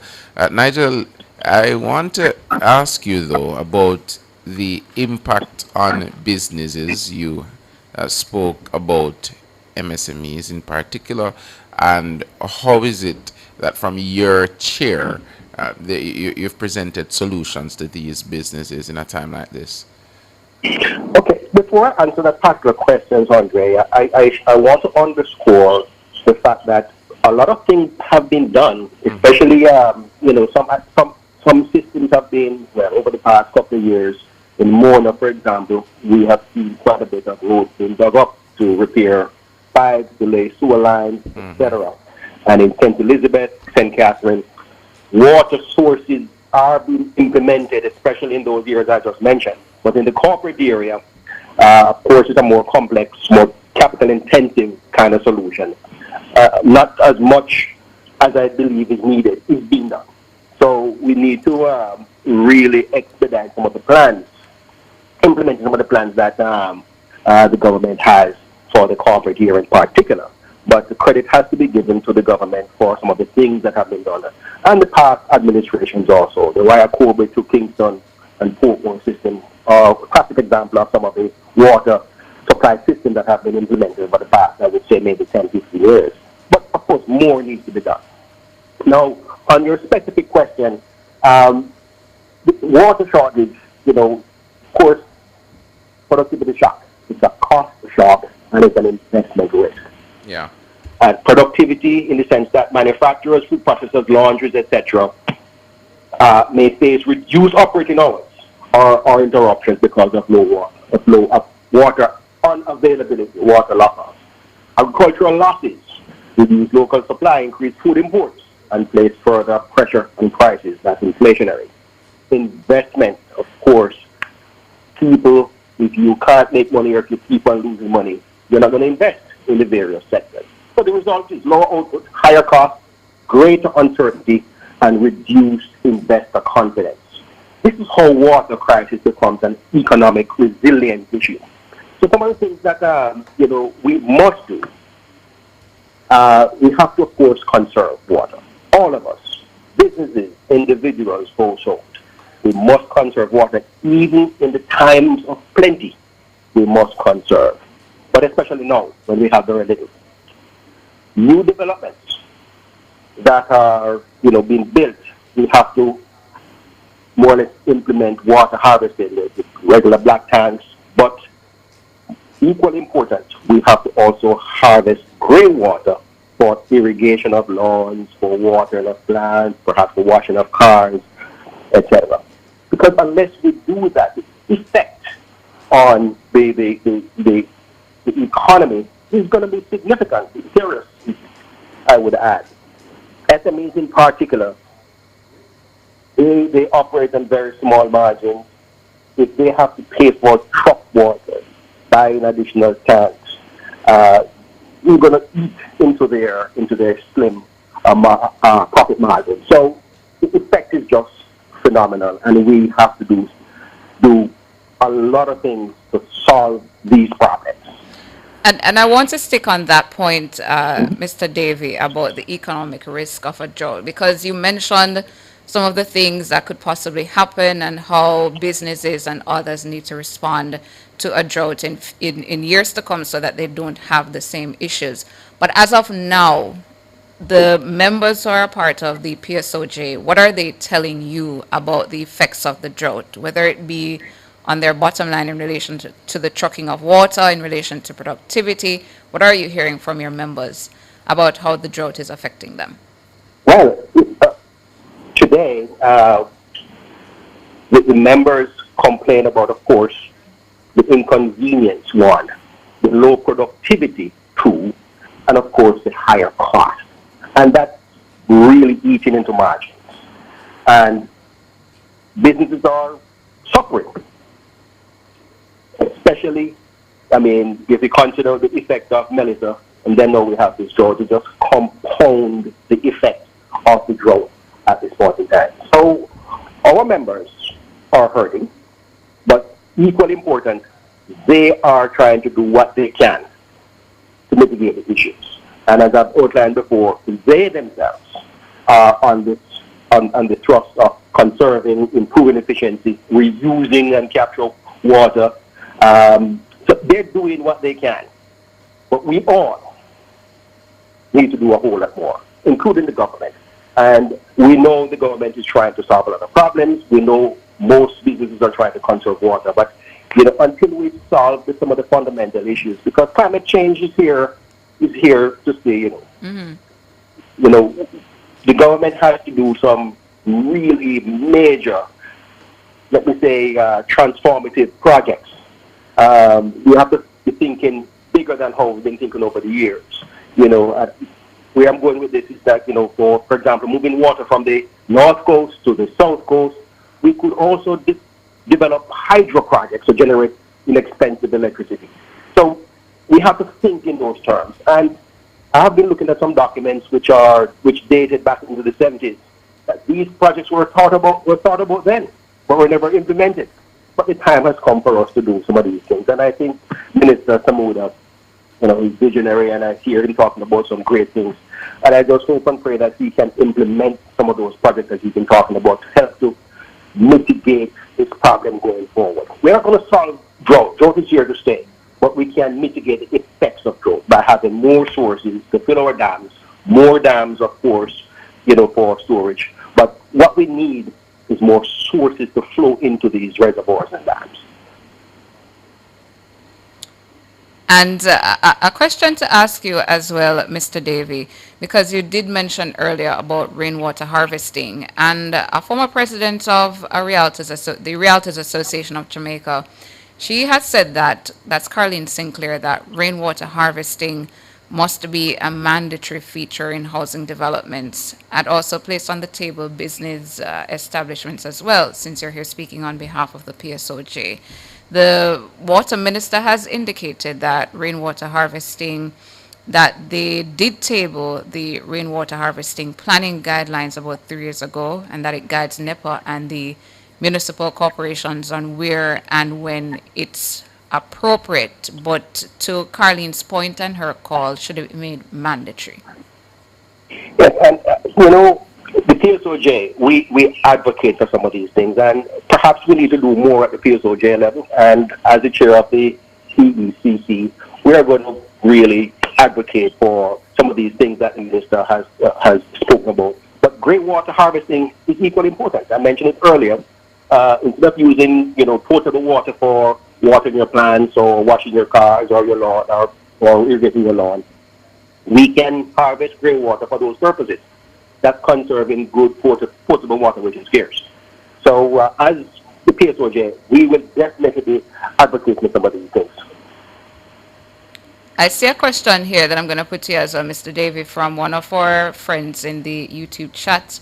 We do have a very involved YouTube community asking, how about the PSOJ partnering with the government to build more dams and bigger dams, or invest in technology to better harvest water? And I want to hear you respond to that one. And that's an excellent point, and that is on the way. We are seeking to, a lot of businesses are seeking to establish PPPs with the government to build out water infrastructure. That is currently underway, but again, water infrastructure is very capital intensive.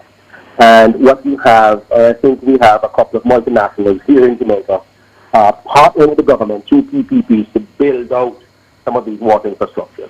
I believe some Jamaican companies need to get involved also to help us solve our own problems. So we have to look at establishing PPPs with the government to build out water supply infrastructure, water storage infrastructure, and of course, pipeline repairs. Well, thank you so much for coming on this morning and providing your perspectives, Mr. Davey, Chair of the Energy, Environment and Climate Change Committee there at the PSOJ. Thank you so much for your time. You're most welcome. Have a good one. You too.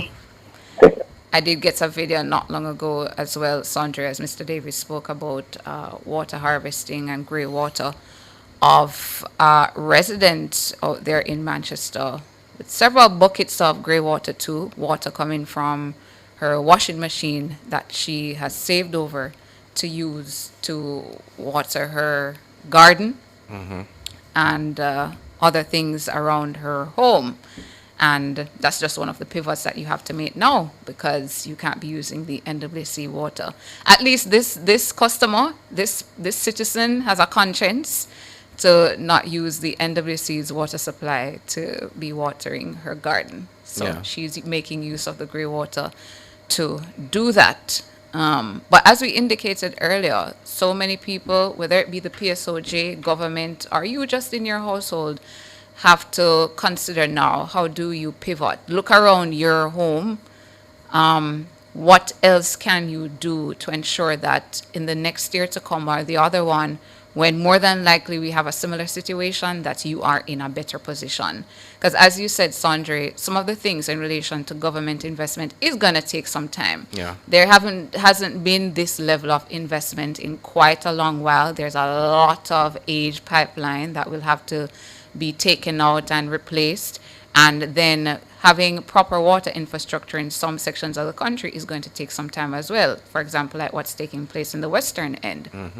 That's not going to take a year or two. It's going to take 5 years or more to have that completed. So in the meantime, what can you do within your home? Maybe you need another black tank in your home. Have that put in. Maybe, as I said, you and your farmer friends need to partner and build out a catchment facility on the farm that all of you guys are using. What can you do now to make your situation a little bit more comfortable? Yeah. Yeah. All right, we take a break here on Nationwide this morning. When we come back from the break, we continue on the issue of the dry conditions, but this time we're turning our attention to bushfires across the country.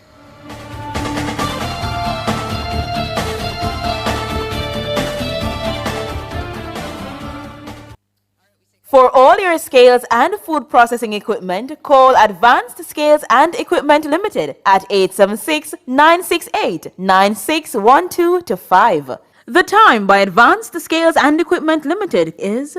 It's 7:45. Hawkeye is protecting homes, businesses, and communities with trusted security solutions. The temperature by Hawkeye, securing what matters most, is 29 degrees Celsius in Kingston City, 29 degrees Celsius out west in Montego Bay, and 24 degrees Celsius in the Cuckoo Hills of Mandeville.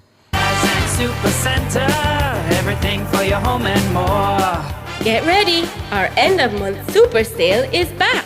From Thursday till month end, get incredible savings on your favorite items. We have decor, kitchenware, school supplies, bed and bath, and of course, the widest range of gift ideas for any occasion. These deals are on till the end of month, so don't wait. Ascent Super Center, it's a lifestyle. It's a lifestyle. Timing, strategy, precision. For over a decade, Sagicor Investments has set the standard for performance. We deliver results that speak for themselves. Number one, in value traded on the Jamaica Stock Exchange, Jamaica's largest unit trust fund manager with diversified investments and unmatched capital markets expertise. Take the first step towards a portfolio built on consistent performance. Call 888 Sagicor to speak with a wealth advisor. It's IQ Optical's sizzling summer sale. For this month only, get 50% off lenses when you purchase a frame. Kids get free lenses with a purchase of a frame. Make the intelligent choice with IQ Optical. Conditions apply.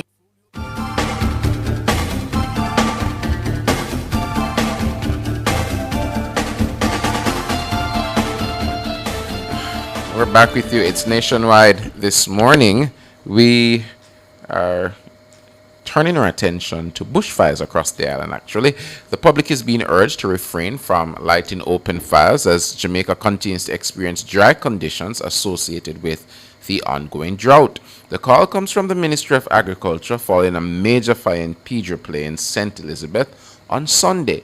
The blaze damaged approximately 12 acres of farmland, including 7 acres of recently planted watermelon. According to the ministry, it was the second major fire reported in Pedro Plains and the third in St. Elizabeth within the past 2 weeks. The ministry is expressing concern about the growing impact of bushfires on farmers, agricultural infrastructure, and food production. It's appealing to members of the public to avoid lighting fires for land clearing, garbage disposal, or any other purpose during the current dry conditions. For this segment of the front page, we're turning to the Jamaica Fire Brigade for more on the prevalence of bushfires and the risks they pose. We're joined by Public Education Officer of the Jamaica Fire Brigade, Superintendent Howard Thomas. Good morning to you, Sir Thomas. To your listeners, good morning, everybody. Okay, we have you on. Right, so tell us a little bit about bushfires in Jamaica and what preventative measures we should take in the case of, a bushfire. Well, bushfires is around for a long time, and it normally affects us all. So we are asking members of the public, please do not light rubbish in open space. Do not cut away vegetation to plant. That is the slash and burn method that we see over the years. These preventive things will reduce the fire from happening. So looking at the numbers, what we're seeing since the beginning of this year, the Jamaica Fire Brigade has responded to 3,571 bushfire calls alone. So it's very alarming. Can you repeat that number for me? Well, we have responded to 3,571 bushfire calls alone. 3,571. Up to yesterday. Up to yesterday. Wow. Yes. And how does this compare to last year's figures? Last year's figure, this time, we responded to 4,758. We are, yes, a little behind, but we are not happy because the number was less a couple months ago. But what we're seeing now, an increase because of the drought condition and the hot temperature, we are seeing more fires happening frequently. A time gone by, the firefighter would be at the station and they didn't respond to any calls. But every single day for the last 3 to 4 weeks, we are responding to bushfire calls.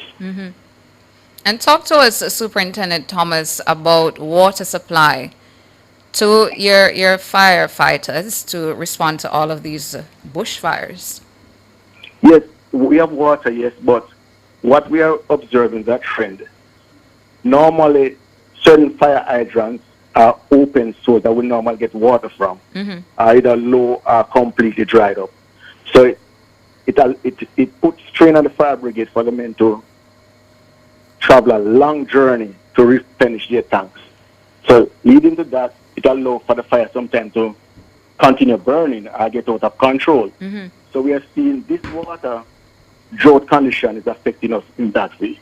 And has it been indicated from your men and women where they're having those issues the most in terms of having to drive further away to get water and then return to the location where the fire is? Yes, it's happening in St. Andrew Hills. It's happening in St. Elizabeth.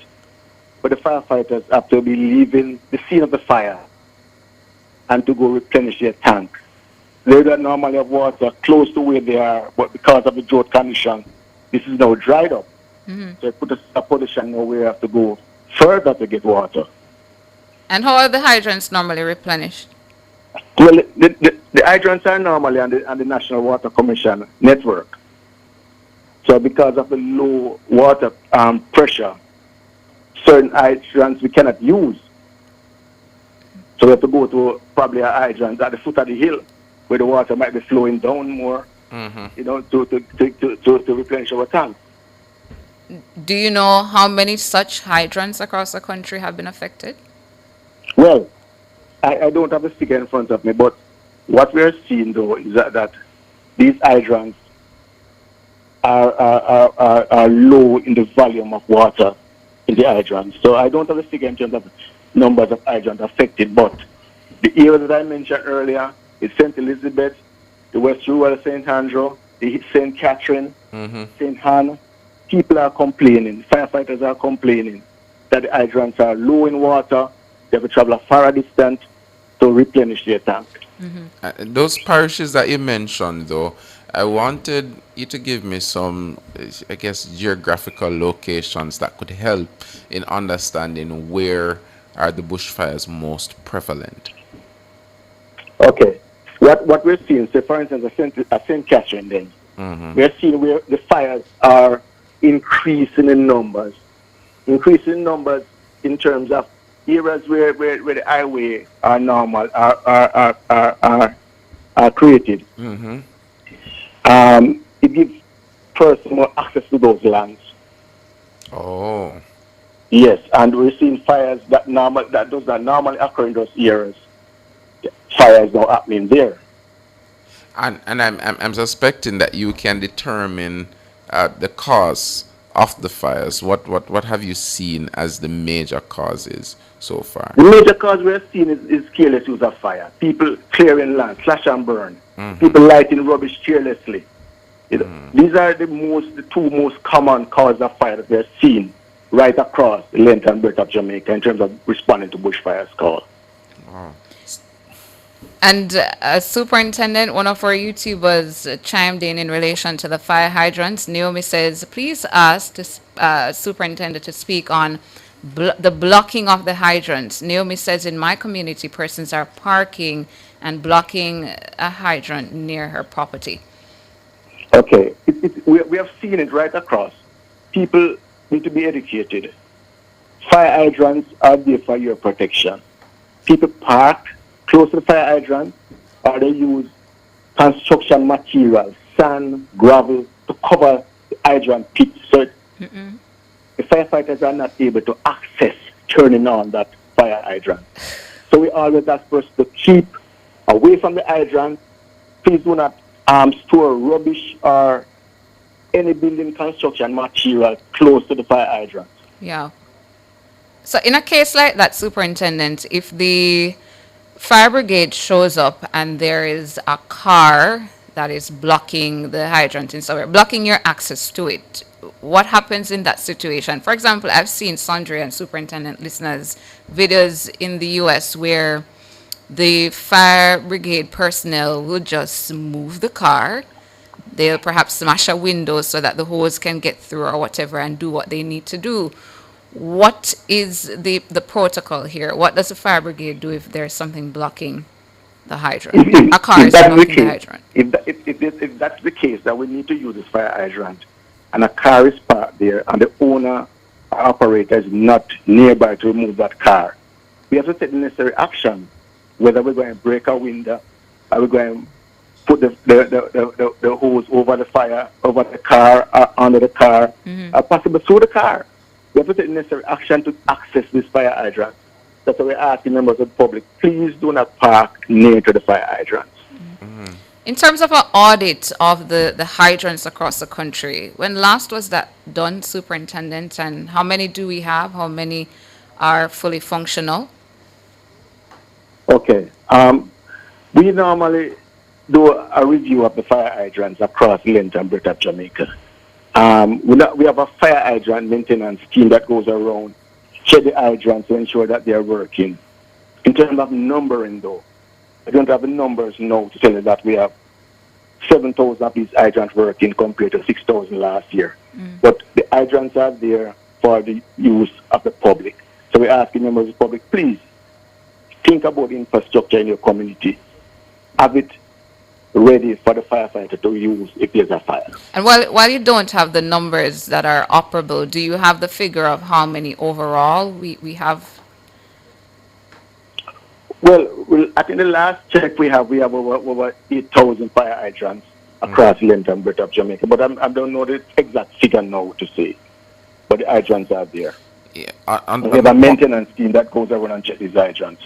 On the point of the public education, though, Superintendent, I want to understand if it's a case that there are planned public education campaigns from the Jamaica Fire Brigade for persons who are unaware of a number of these things, because usually it's in ignorance that a lot of persons make decisions, particularly to block fire hydrants just because they need parking or to start a bushfire on the highway stretch. I've seen a couple of them myself when I'm going out of town. Like, you just fires raging that it was obvious that somebody started it. Is there as I'm saying, is there a public education campaign or planned ones to help some citizens to understand that these decisions that they're making are one depleting water supply as well as negatively impacting the environment and pulling the firefighters out to solve issues they don't need to solve?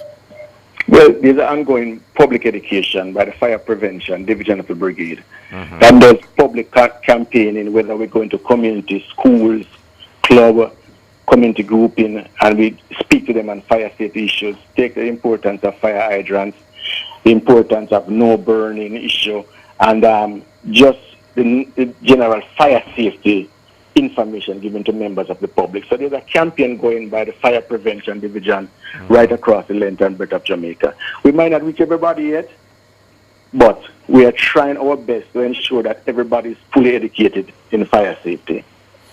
Well, we hope that that can be ramped up and a lot more persons can hear far and wide about the things they should and shouldn't do in terms of fires, because we are seeing it, and of course now in the drought we wouldn't want those resources being used in the wrong way when you have other issues that the fire brigade needs to solve. But thank you for joining us this morning, Superintendent Howard Thomas. Oh, you're welcome. You're welcome. All right, listeners, we're going for a break and then we'll have Across Jamaica. That was Public Education Officer of the Jamaica Fire Brigade, Superintendent Howard Thomas. And of course, we're still on this matter of drought. So stick with us. We'll be back with you after Across Jamaica.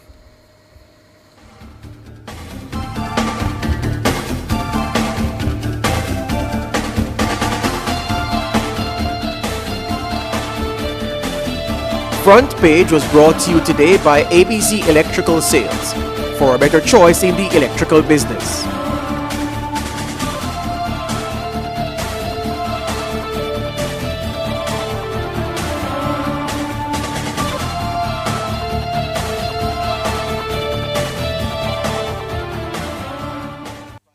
You're listening to Nationwide 90 FM. The time is 8 o'clock.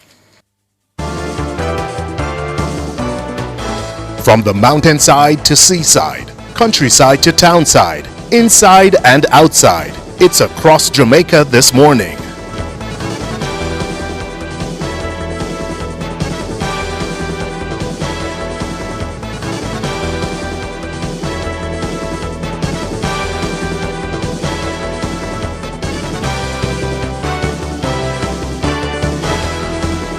Taking you across Jamaica this Tuesday morning, Tuesday, August 25, 2026. Professor of Cultural Studies at the University of the West Indies, UWI Dr. Sonia Stanley Naya, has been appointed to the Distinguished Panel on Restitution of Cultural Heritage. The university made the announcement on Monday. The groundbreaking panel was established following the high-level consultative conference on the next steps to the United Nations resolution on the trafficking of enslaved Africans held in Accra, Ghana in June. The initiative draws momentum from the UN General Assembly resolution, which declared the trafficking of enslaved Africans and racialized chattel enslavement of Africans as the gravest crime against humanity. The university says that the panel marks a bold step towards repatriate justice and restoring Africa's cultural heritage. It says it also builds on recent high-level discussions between presidents of the Republic of Ghana, John Dramani Mahama, and Vice-Chancellor of the University of the West Indies, Professor Sir Hilary Beckles, during the president's visit to the campus earlier this month. Professor Stanley Naya is director of the Center for Reparation Research and interim director of the Indigenous and Maroon Studies Institute at the UWI. A scholarship has been launched in memory of Jamaican pageant queen, actress, and entertainer Latoya Malcolm. Malcolm died suddenly on July 17. She was 35 years old. Minister of State in the Ministry of Industry, Investment and Commerce and friend to Malcolm, Delano Seawright, made the scholarship announcement on Saturday. He was speaking at Malcolm's funeral service held at Central Assemblies of God. The Latoya Malcolm Scholarship for Resilience will provide two high school students with $100,000 each to assist with their educational development. Malcolm competed in the 2024 Miss Universe Jamaica competition and captured the Miss Bikini Jamaica International 2024 crown. She also won awards for Best Figure, Best Legs, and Best Condition. On Saturday, Malcolm was remembered as a kind, loving, and good-hearted woman who left a lasting impression on those who knew her.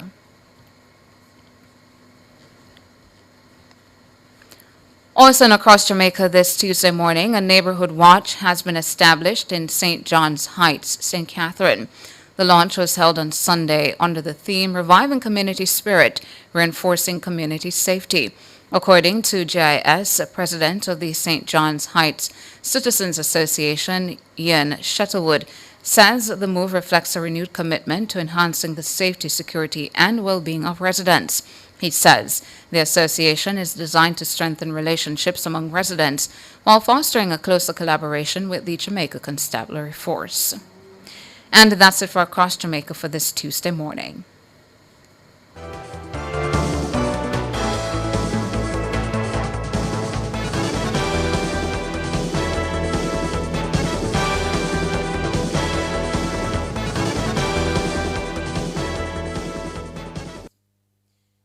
Fresh box juice, bring back the days of full-time fun at Sun and Blazer. Take a long sip, bust a big smile. Play with your friends, chill for a while. The simple thing that make life nice. Fresh box juice when it cold like ice. Enjoy the things you love the best. Treasure the memories, keep them fresh box juice. Yeah. Fresh box juice. Keep your memories fresh, yeah. For all your electrical needs, visit ABC Electrical Sales. They stock a wide variety of electrical supplies including plugs, switches, panel boards, and conduits, plus energy-saving fixtures. ABC Electrical Sales stocks brands like GE, Siemens, Philips, Cutler Hammer, and Allen Bradley. They also offer free island-wide delivery just to suit your needs. Visit them at Shop 8, Hagley Park Plaza, Kingston 10, or call 876-754-3714-5 or 876-754-3825-8. ABC Electrical Sales, for a better choice in the electrical business. Make money now with local City and Guilds and ABE endorsed certificates and Distinction College. Start new online and face-to-face classes very soon in our Make Money Now career courses and get qualified jobs worldwide or start your own business in practical pediatric, geriatric, and psychiatric nursing, phlebotomy and pharmacy technician, early childhood education, child care, cashiering, call center, event planning, receptionist, customer service, housekeeping, waitering, food preparation, bartending, cake baking, plumbing, motor vehicle, electrical installation, air conditioning, makeup, hairdressing, nail technician, and cosmetology. No subjects required, no age limit. Register this week and get City and Guilds Maths and English classes for free. Call us at 3564167. Tap up online instead. I beg you tap up online instead. Don't bother hold up the lane and waste people time. Beg you tap up online instead. Download the Mighty Tag app and have fun to your T-Tag. Anytime, anywhere, any amount I can spare. Just tap up online instead. If the Mighty Tag app it a hurt up your head, tap up with WhatsApp instead. Send a one text 3553336. Beg you tap up online instead.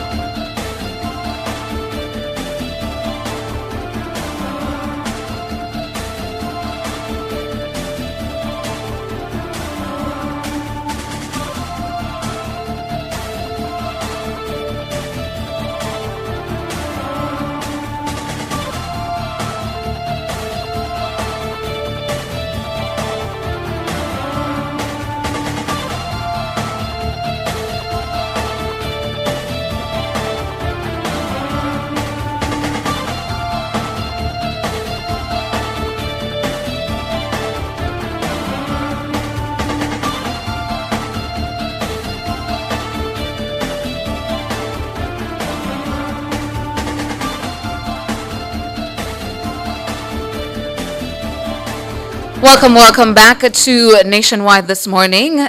And our focus right now, back to school financial planning, avoiding bad debt, and preparing for the unexpected. As families prepare for the new school year, many are facing significant financial pressures.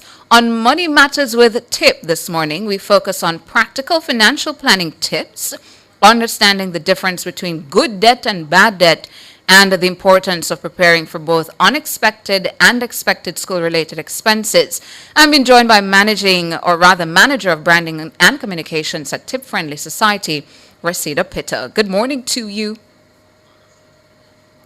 So we're still trying to get Reseda on the line to provide our moms and dads and guardians out there with several tips in relation to back to school, your practical financial planning tips, and understanding the difference between good debt and the bad debt, and the importance of preparing for both those expected expenses, whether you're buying the new school bag, the shoes, the books. And we spoke last week about how we purchase textbooks. Many of the moms and dads in the chat were saying they don't purchase all at once. They purchase based on what is needed. Is that also the tip that will come from Tip Friendly this morning? We'll hear from Reseda. Good morning to you. Hi, good morning. How are you this morning? I'm good so far, and I hope you are as well. I'm good. So, Reseda, why can the back-to-school season be financially challenging for many families? Talk to us about that. Well, back-to-school expenses tend to arrive all at once, and you have parents and guardians who are paying for things like uniforms and books and school fee and transportation, and they're going to have to find the lunch money, and sometimes even getting new or upgrading electronic devices. So while still having to manage their regular household expenses, even when families prepare, just the constant rising costs and last-minute requirements can sometimes place additional pressure on the budget. So you're treating with your usual household items, or here comes all of the back-to-school expenses. And Reseda, it might be more than one child, so it's even a more of an additional burden on moms and dads. And if it is that you live in a single-parent household, yes. We know how that goes as well. But those are the expected school-related expenses, the ones that readily come to mind that the kiddos will need. What about the unexpected school-related expenses, the ones you don't see coming, but here they are? Some unrelated things that are just invisible costs that we often don't consider when we are prepping for our back-to-school stuff is insurance. And I would have been on here multiple times talking about just having insurance for our students and our children. It's not something that we often put at the forefront of our mind as a top priority, because no one sends their children out into the world with the expectation that they are going to be harmed either by just being their naturally carefree self or harmed from someone else. So something that I really want us to consider in our prepping for our back-to-school expenses is to factoring insurance. And Tip Friendly Society has a wonderful school and college insurance plan that we provide to the educational institutions, and our premiums start as low as $325 for the entire year. So for the entire year, for just $325, you can insure your child. In the eventuality that there is an accident at school or an accident anywhere in the world, your child is covered, and that will help to soften the financial blow that sometimes comes with these type of accidents. And that is so important, Reseda, because you just never know. You're running up a staircase, boom, drop. Yeah, Broke things your foot. happen. You're Things on. happen. Yeah, you're on the PE. You're doing physical education. You're on the court playing netball. You're on the field playing football. Something happens. You just never know. So really, truly unexpected. But this is something that folks have to consider and put in place. And I love that with Tip Friendly as well. That is something that the moms and dads and guardians can afford. $325. You're saying, For the Reseda, entire year. For the entire year. And it So it's not covers per the school child term. For the entire year. And it covers the child, anywhere in the world as long as they're enrolled in school. It covers them anywhere in the world 24/7. So let me understand it. So if I'm on summer break and I am somewhere else and something happens, I tripped, stood on a banana, fell, something happened with my ankle. On a banana. Something happened with the ankle, Reseda. I can also access.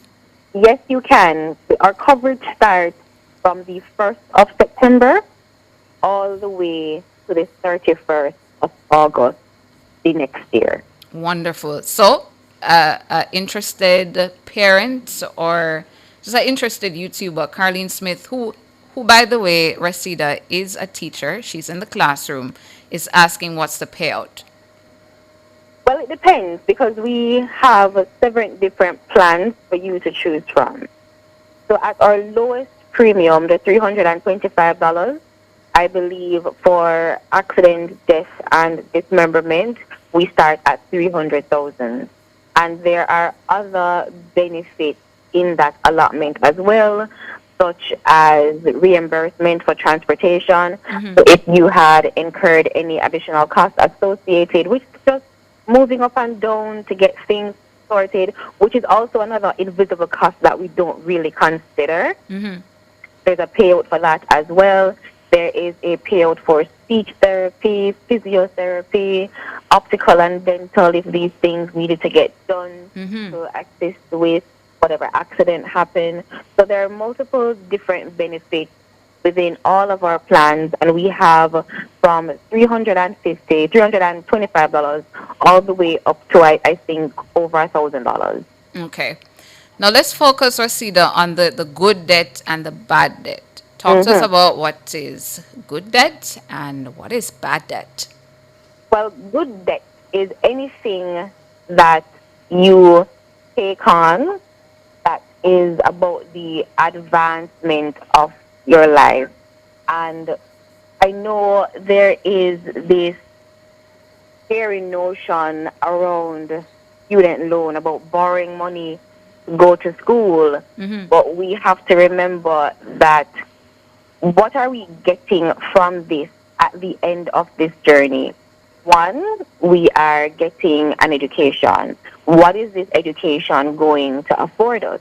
It is going to improve our prospect for employability. So with that said, instead of viewing the money that you're taking out, the loan that you're taking out to facilitate your education as debt, I want you to view it as an investment in yourself. So that is the difference between good debt and bad debt. And just to touch on bad debt a little bit. Yes.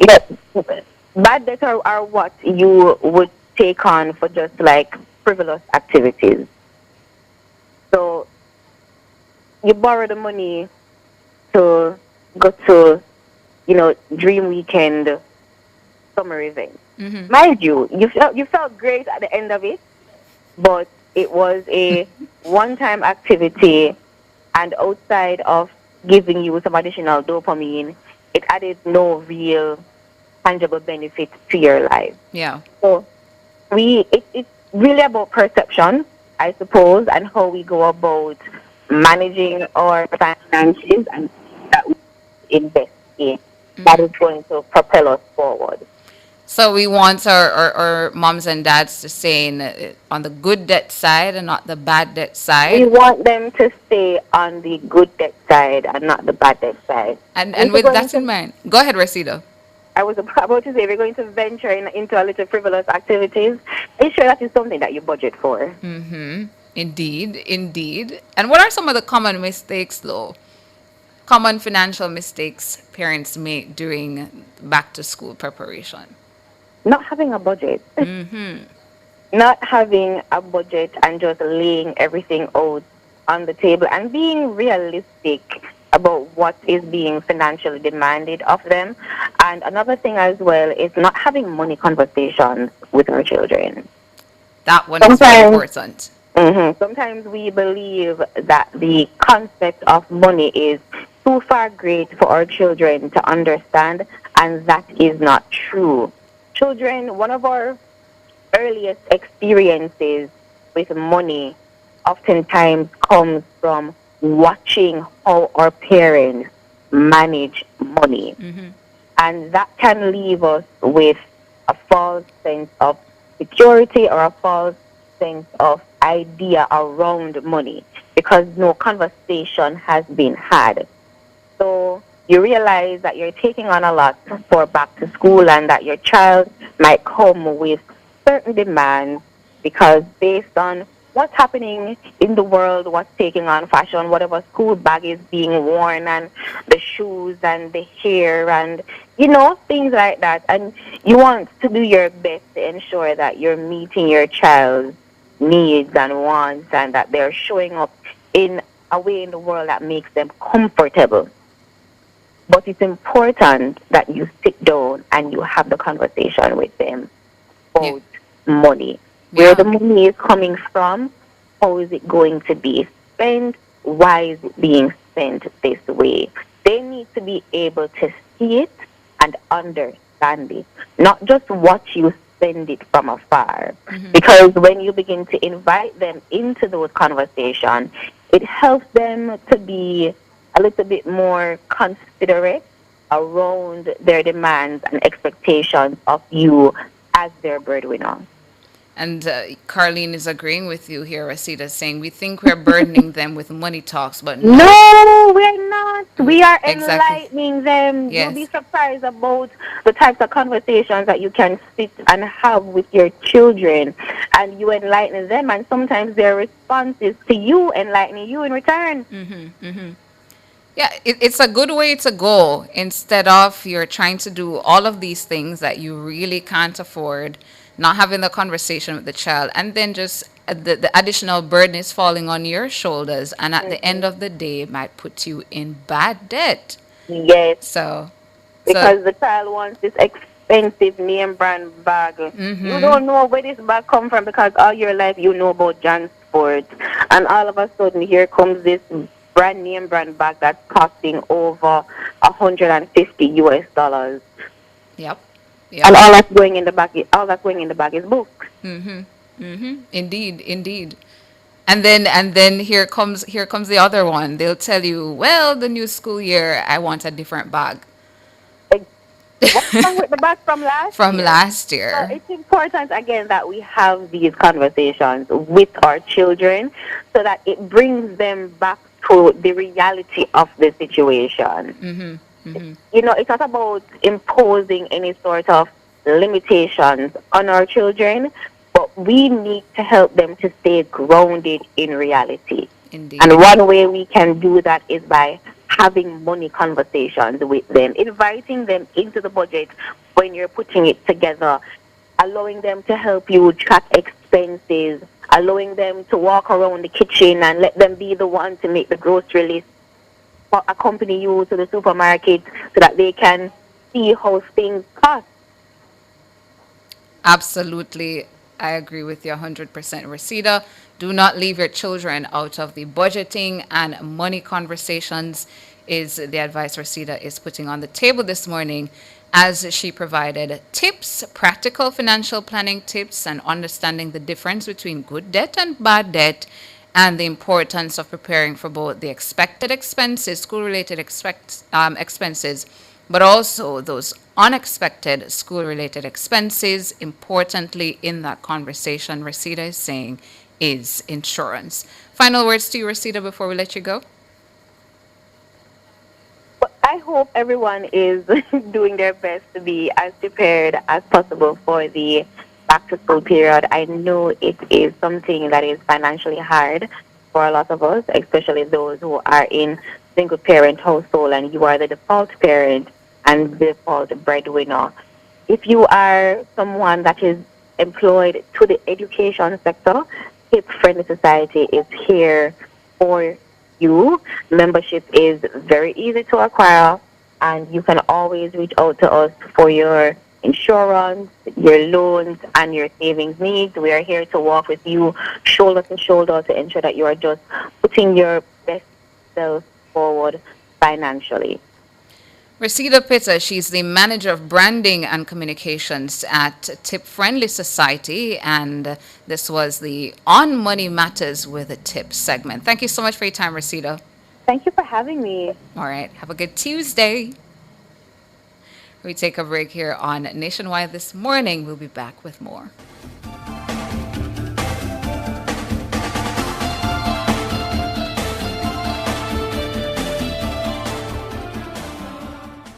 You're listening to Nationwide 90 FM. The time is 8:23. Fontana Pharmacy has a wide variety of items from pharmaceuticals, household, cosmetics, toys, and more. The Temperature by Fontana Pharmacy. It's all good inside is 30 degrees Celsius in capital city Kingston, also 30 out west in Montego Bay. In Mandeville, 26 degrees Celsius. Heading back to university this summer? You're probably thinking about tuition, books, and maybe even replacing that laptop that's been hanging on by a thread. We've all been there. The good news? Paying for your education doesn't have to happen all at once. With a Barita Merchant Bank tertiary loan, you can borrow $500,000 and above, repay over up to 5 years, and even begin repaying while you study. So you can spend less time worrying about how to pay for school and more time focusing on what really matters: graduating. Call 876-618-3455 or email banksales@barita.com or visit baritamerchantbank.com/school loans. Barita Merchant Bank, let's get you there. Hey, turn up to 25. Turn up to 25. Could I drive out fresh in a MG ride with a staycation all inclusive flex? Yeah. I touch a million cash. Yes. Smart TV, PS5, and home upgrade. Turn up your winnings this summer with Digicel. Sign up or switch to postpaid or Digicel Plus. Buy a SIM. Top up with 5 bills or more. Buy a 7-day plan or higher. A smartphone deal or just pay your bill. Authorized under Section 58(3) of the Betting, Gaming and Lotteries Act. Promotion period June 24 to September 5, 2026. Visit DigicelJamaica.com for terms and conditions. Path beneficiaries. The August payment cycle is here and ready for collection. Post offices and payment agencies will deliver payments based on last names up to September 1, 2026. Be sure to check the Weekend Star on August 21st to find out when you should collect. If you miss your date, you must collect on September 2 or 3, 2026. For more information, call Path at 876-922-8000-13 or visit the ministry's website at www.mlss.gov.jm. Path, advancing your family, developing Jamaica. A message from the Ministry of Labor and Social Security, the People's Ministry, leaving no one behind. Data Protection Matters is brought to you by Design Privacy. We help you comply and build trust.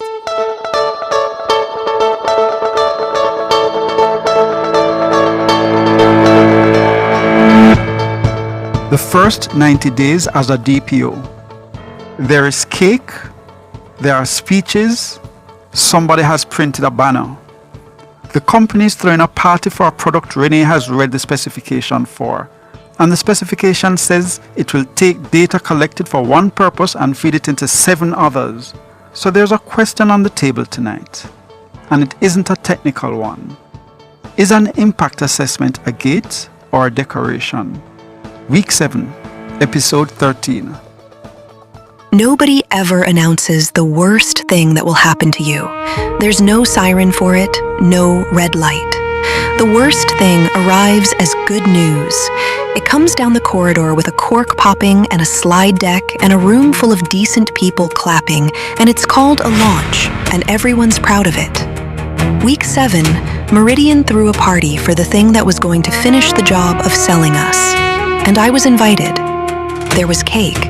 I want you to remember the cake, because the law has exactly one tool for a moment like that. One boring, beautiful, bureaucratic crowbar designed to be jammed into the wheels of a moving celebration. And week 7 is the week I finally got to use it. It's a risk assessment. I know. Stay with me. By Thursday, that risk assessment was the only piece of paper in the entire building with the power to frighten Adrian Cole. Which is how I learned what he does to things that frighten him. Renee, stay a second. You saw the deck, Compass. Isn't it clean? One app. It knows where our customers are, it knows what they can afford, it knows what they need before they need it. Offers, credit, cover, all in the moment. After the quarter we've had, the board needs a win. This is the win. We ship in 2 weeks. 2 weeks. Adrian, an app that combines location, income, and health-linked cover and makes automatic decisions about people. That's about the highest risk processing there is. Before something like that ships, the law requires an assessment. A real one. What could go wrong? For whom? How badly? And what we've done about it. In writing, before a single customer touches it. And that's why you're in the room. Assess away. Kamar can pull whatever you need. Just, Renee, 2 weeks. The board's seen the date. Don't make me choose between you and the calendar. I hate choosing. He said it like a joke. Everything that mattered at Meridian was said like a joke. It's how the building kept its receipts deniable. But I'd heard the real sentence underneath, and so have you. The decision is already made. Your job is to decorate it. Except this time, for once, the law and I had the same shaped tool. Because the assessment he'd just waved through like party admin isn't advice. It's a gate. And I was done being decoration. He said it like a joke. Everything that mattered at Meridian was said like a joke. It's how the building kept its receipts deniable. But I'd heard the real sentence underneath, and so have you. The decision is already made. Your job is to decorate it. Except this time, for once, the law and I had the same shaped tool. Because the assessment he'd just waved through like party admin isn't advice, it's a gate. And I was done being decoration. A data protection impact assessment is the least glamorous document in the world, and I need you to understand why it terrifies the right people. You take the shiny thing they want to build and you walk it slowly past every person it could hurt. Not could it go wrong. That's a feelings question. What happens to a human being when it does? Named harms. On paper. Signed. Kamar and I built it together 3 nights running. And somewhere in night 2, the temperature in that little room changed. Okay, so, feed 7. Compass pulls the cover risk flag to price the credit offer. That's the health flag. The one from the clinics. Renee, why does a discounts engine need a hospital flag? Say the question again. Slower. And then answer it like you're explaining it to the person the flag belongs to. We use whether you've been sick to decide what to offer you and what to charge you. We didn't ask you. You can't see it. You can't correct it. There's no version of that sentence that survives being said out loud, is there? And there it was. The thing the book promises and I hadn't believed. The assessment isn't paperwork. It's a machine for making people say the sentence out loud. Kamar had spent 7 weeks carrying my hesitations upstairs like a good soldier. Nobody had ever made him read a feed list and translate it into a human being before. I watched a 24-year-old meet his own product in the eye. I didn't say a word. The form did it. The boring, beautiful form. I mean, there'll be a basis. Legal will have a basis. There's always a basis. Then it'll be in writing by Friday, won't it? Feed 7 goes in the register either way, Kamar. With your note. You found it. That's good work. The kind that's yours. The kind that's yours. I watched him decide in real time whether he wanted to own the finding or report it. And I genuinely couldn't tell you which way it went behind those bright eyes. That's the truth about Kamar I had to carry all season. He wasn't a spy. He was a mirror. He showed you whatever the most powerful person in the room needed to see. My whole gamble was one night making sure the most powerful thing in the room was the form. By the end of night 3, I had the full picture, and the full picture was worse than the deck and better than a confession. Compass wasn't a new product. Compass was a renovation. Strip the branding and look at the plumbing and every feed it demanded. Location, income, the health flag, the household field was one of the exact columns I'd watched pouring out through the mailbox with the borrowed name. Fresher, cleaner, continuously updated, straight from people's pockets. The vault wasn't just being emptied anymore. Somebody was restocking it. building a better pipe under a party. Whoever was buying us didn't want a warehouse of stale rows. They wanted a subscription. So I wrote it down, all of it, in the cold, numbered grammar of the assessment, which was the only language I could put it in without it reading like the conspiracy wall. High risk to the rights and freedoms of the persons affected, risks not mitigated. Processing must not proceed as designed.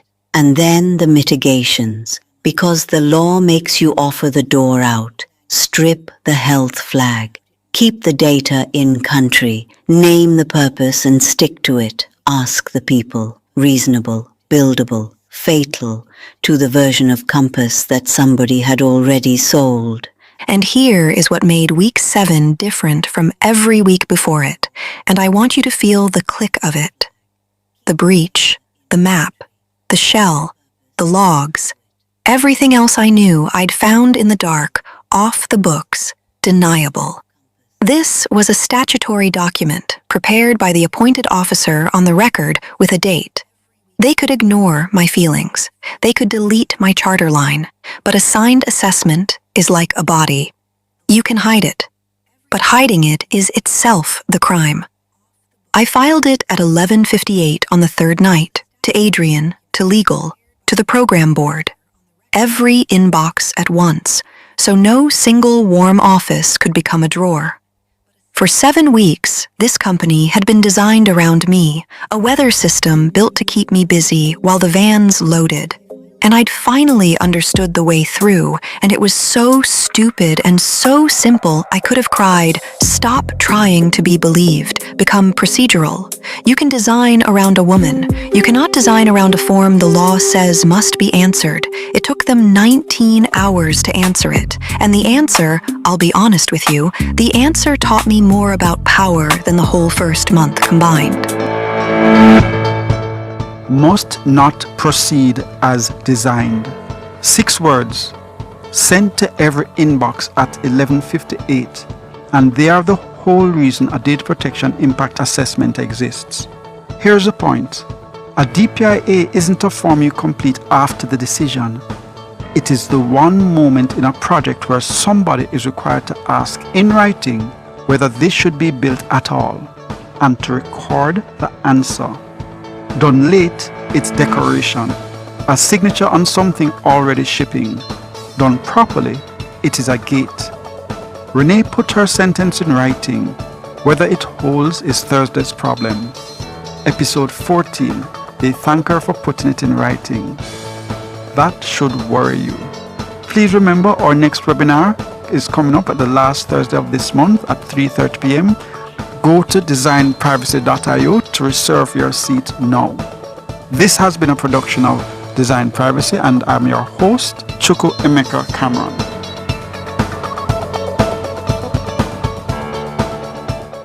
Data Protection Matters was brought to you by Design Privacy. We help you comply and build trust. Rebuild with standards, rebuild with confidence. Test your blocks, concrete, cement, aggregates, and other building materials at the Bureau of Standards Jamaica. The BSJ, building a nation, test by test. The time by the BSJ is 8:36. Feel the rhythm of nature at the world-famous Duns River Falls and Park, one of Jamaica's most iconic experiences. The temperature by the Urban Development Corporation is 30 degrees Celsius in capital city Kingston, 30 out west in Montego Bay, and 26 degrees Celsius in Mandeville. It's IQ Optical's sizzling summer sale. For this month only, get 50% off lenses when you purchase a frame. Kids get free lenses with a purchase of a frame. Make the intelligent choice with IQ Optical. Conditions apply. Hey, turn up to 25. Turn up to 25. Could I drive out fresh in a MG ride with a staycation all inclusive flex? Yeah. I touch a million cash. Yes. Smart TV, PS5, and home upgrade. Turn up your winnings this summer with Digicel. Sign up or switch to postpaid or Digicel Plus. Buy a SIM. Top up with 5 bills or more. Buy a 7-day plan or higher. A smartphone deal or just pay your bill. Authorized under Section 58(3) of the Betting, Gaming and Lotteries Act. Promotion period June 24 to September 5, 2026. Visit DigicelJamaica.com for terms and conditions. This station raised me. it gave me a voice. And if Nationwide has ever meant something to you, come on in. Join the Nationwide 90 FM Family Club today on Patreon.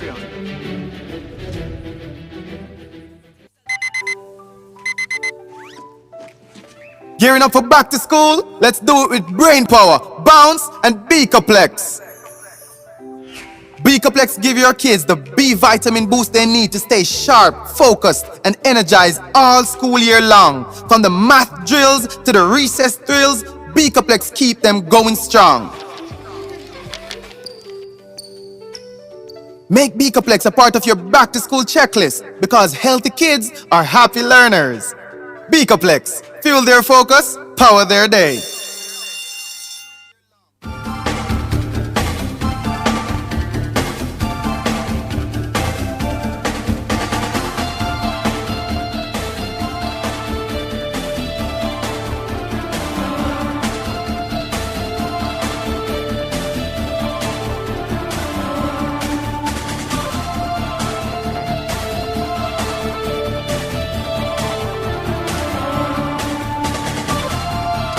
We're back. It's Nationwide this morning. We're looking at the Grand Ethiopian Renaissance Dam, commonly known as GERD. It's one of the most ambitious infrastructure projects Africa has ever undertaken. Built on the Blue Nile near Ethiopia's border with Sudan, the dam is approximately 1,800 meters long and 170 meters high. Its reservoir can hold up to 74 billion cubic meters of water. These dimensions can make it the largest hydropower project. Well, it makes it the largest hydropower project in Africa and one of the continent's most consequential economic and geopolitical developments. The engineering capacity is extraordinary. The dam contains 13 Francis turbines with an installed generating capacity of approximately 5,150 megawatts in a typical year. It is expected to produce around 15,700 gigawatt hours of electricity. This could roughly double Ethiopia's electricity generating capacity and position the country as a major energy supplier within East Africa. Now, for those wanting a little bit of context before we go to this video, Ethiopia has a population of more than 120 million people, but reliable electricity remains unavailable to a significant share. The 2025 World Bank assessment estimated that adequate basic electricity access stood at only 44% in Ethiopia. This means that 71 million people, particularly those in rural communities and towns on the edges of major urban areas, still lack sufficient electricity service. So the GERD is intended to change that equation in not just electricity but also water. The construction began in 2011, but between political differences, geopolitical differences in particular with other surrounding African countries, Sudan for one, and a number of other challenges, it was in September 2025 that this dam was officially inaugurated, and that is approximately 14 years, and the cost is approximately $5 billion US. We're going to watch this feature from the BBC. Now, after 14 years of construction, Ethiopia has officially inaugurated a controversial mega dam built over the River Nile. The ceremony was broadcast live on TV. Africa's largest hydroelectric project has a capacity to produce more than 5,000 megawatts of power. The government in Addis Ababa says the project on the Blue Nile will provide electricity to millions of people across the region, not just in Ethiopia.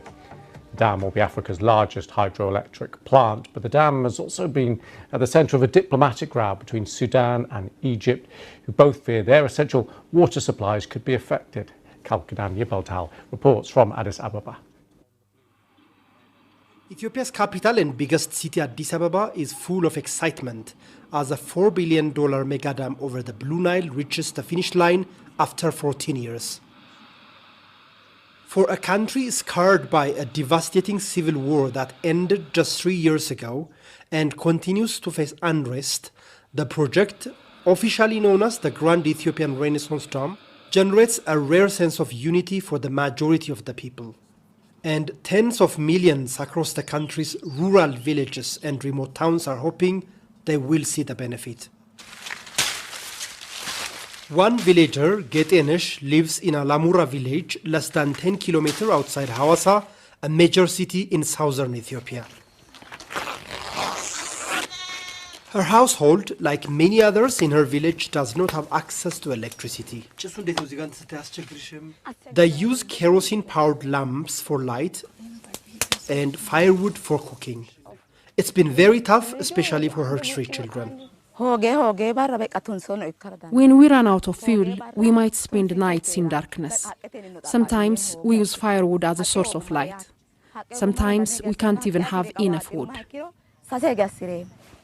For more than a decade, her husband, Germesa, who is a farmer and a part-time carpenter, has been contributing to the national fundraising campaign for the construction of the dam from his monthly income.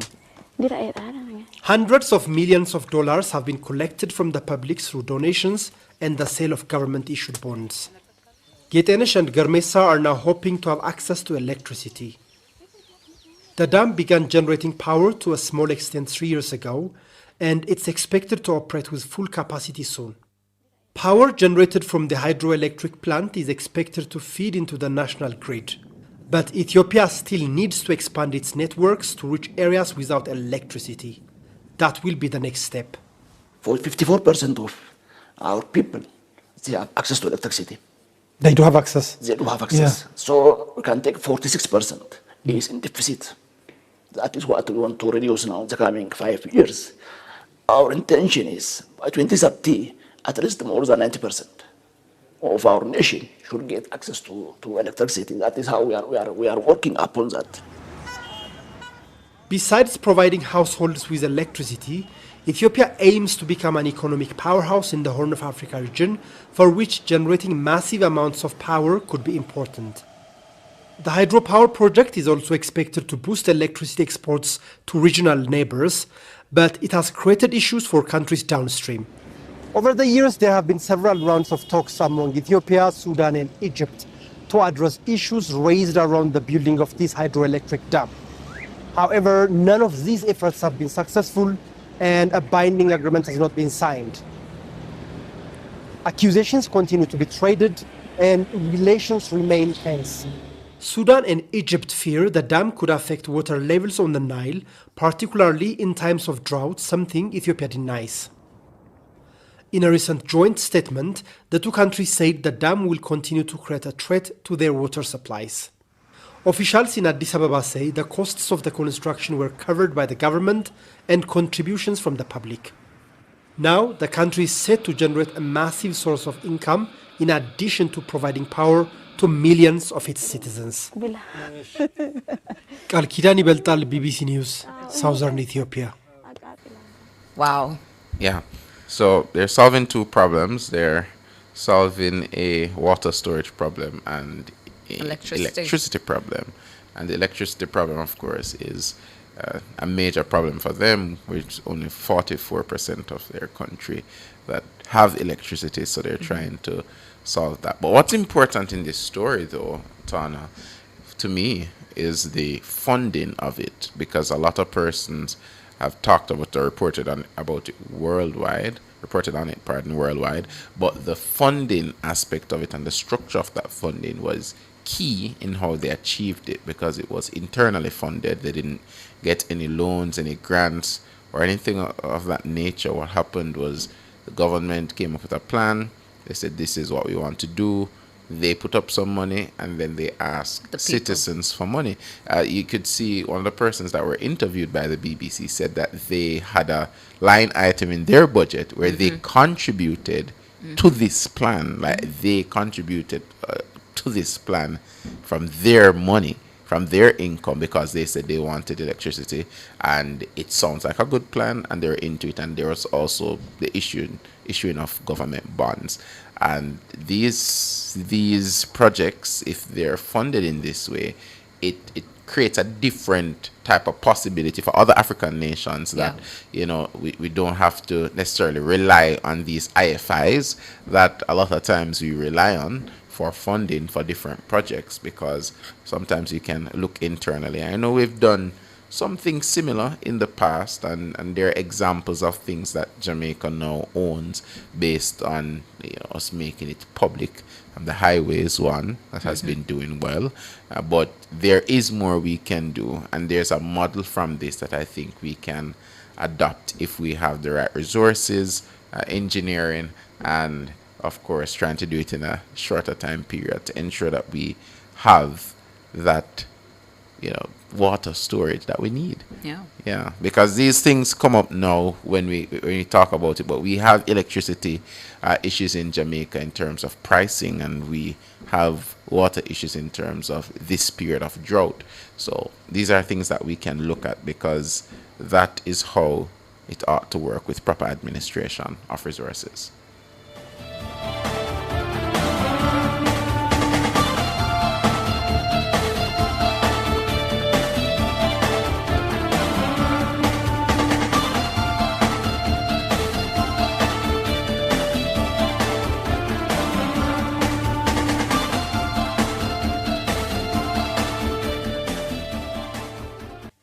You're listening to Nationwide 90 FM. The time is...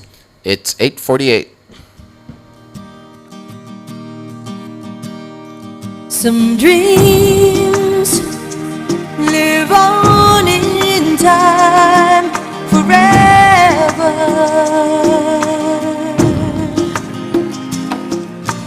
Those dreams you want with all your heart.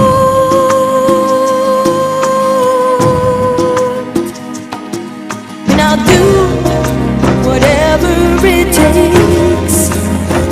Follow through with the promise I made. Put it all on the line. What I hope for at last would be mine. If I could reach higher, just for one moment touch the sky. From that one moment in my life, I'm gonna be stronger. Know that I've tried my very best and put my spirit to the test. If I could reach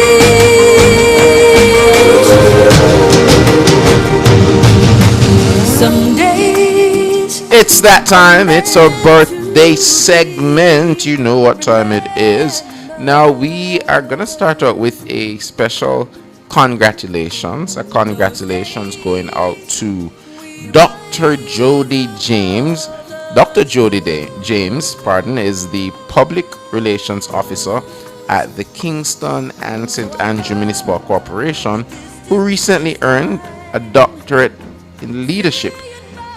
And Dr. Jody James, we're congratulating you this morning. If you're on YouTube, you're seeing Dr. James there. Yes, PRO at the KCMC. Congratulations on your achievement this morning, Dr. James.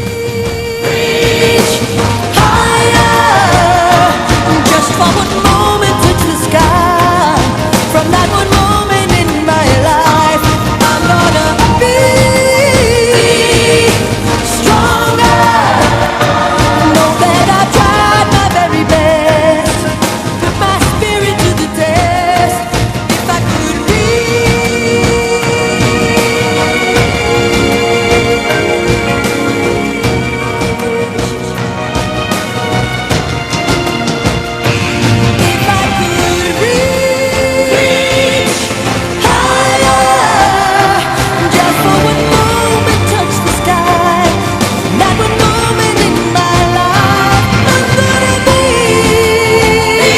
Happy birthday greetings going out to Devona Williams in Alligator Pond. Yeah, we're wishing you a very, very special birthday from Arlene Rowe.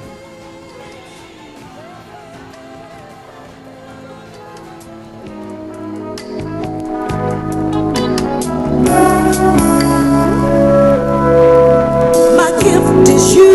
Proud Charmaine, it's your birthday. A very special happy birthday to you. Monique Richards, happy birthday to you. Nareen Blake, happy birthday to you. Neva Reclaw, happy birthday to you. Shem Ava, happy birthday to you. Shaky Berry, happy birthday to you. Trisha Spencer, it's your birthday, happy birthday to you. And Ruth Lodge, a very special happy birthday to you. Happy birthday. Also celebrating a birthday today. Wishing the beautiful and brilliant Naomi Francis. It's your birthday today. An extraordinary, happy, and blessed birthday today, August 25. May God continue to open doors and enlarge your territories for the next chapter. Blessings and love always coming from Donita Foster and Matthew Sinclair and your NNN family.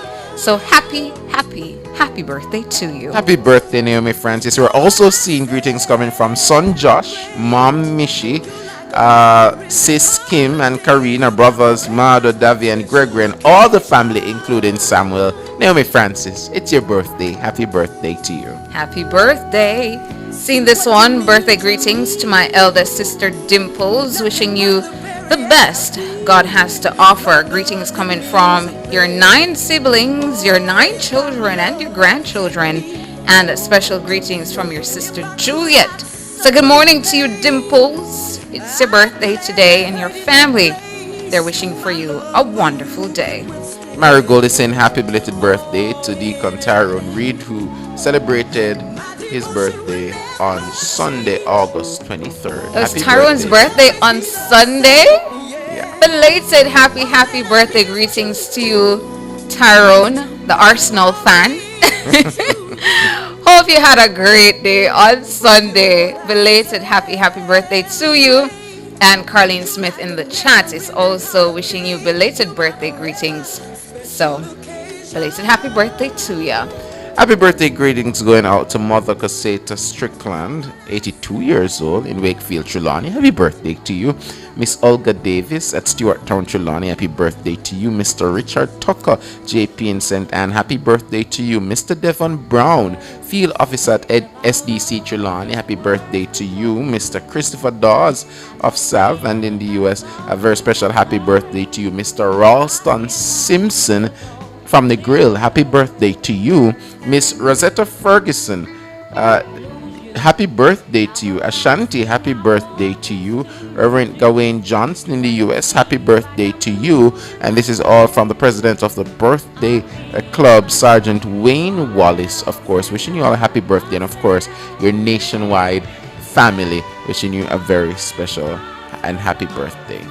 Gatti MC sending happy birthday to Tatiana Love. I hope and pray that you live to see many more birthdays and that God continues to bless and keep you. All the best. So Tatiana Love, happy birthday to you from Gatti MC. And Raquel Robinson sending happy anniversary. Raquel says to my beautiful wife Anthea. So good morning to you, Anthea. Raquel Robinson sending you, his beautiful wife, happy anniversary greetings. So for all those celebrating your birthday today, it's the 25th of August. We're inching closer and closer to that month, of course. So I'm wishing you a very special happy birthday and a happy anniversary if you're celebrating today.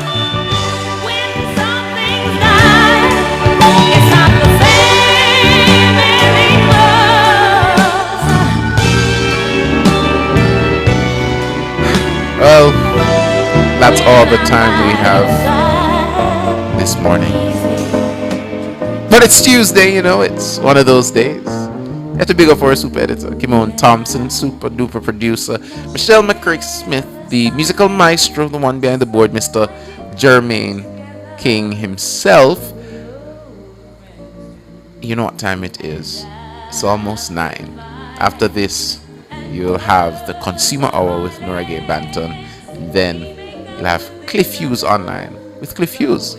So stick with us. Stay with us. I'm Sandra Roden. I'm Tana Thomas. Good morning to you.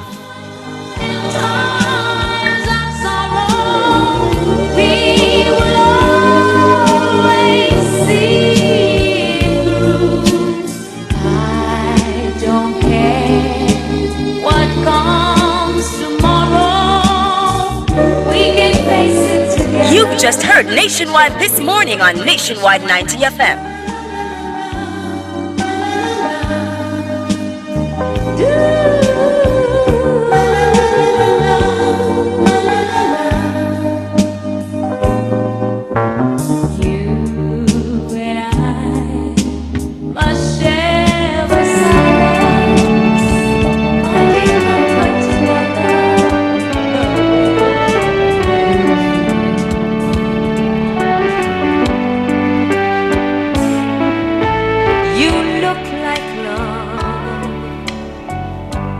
If anybody ever did, you look like love.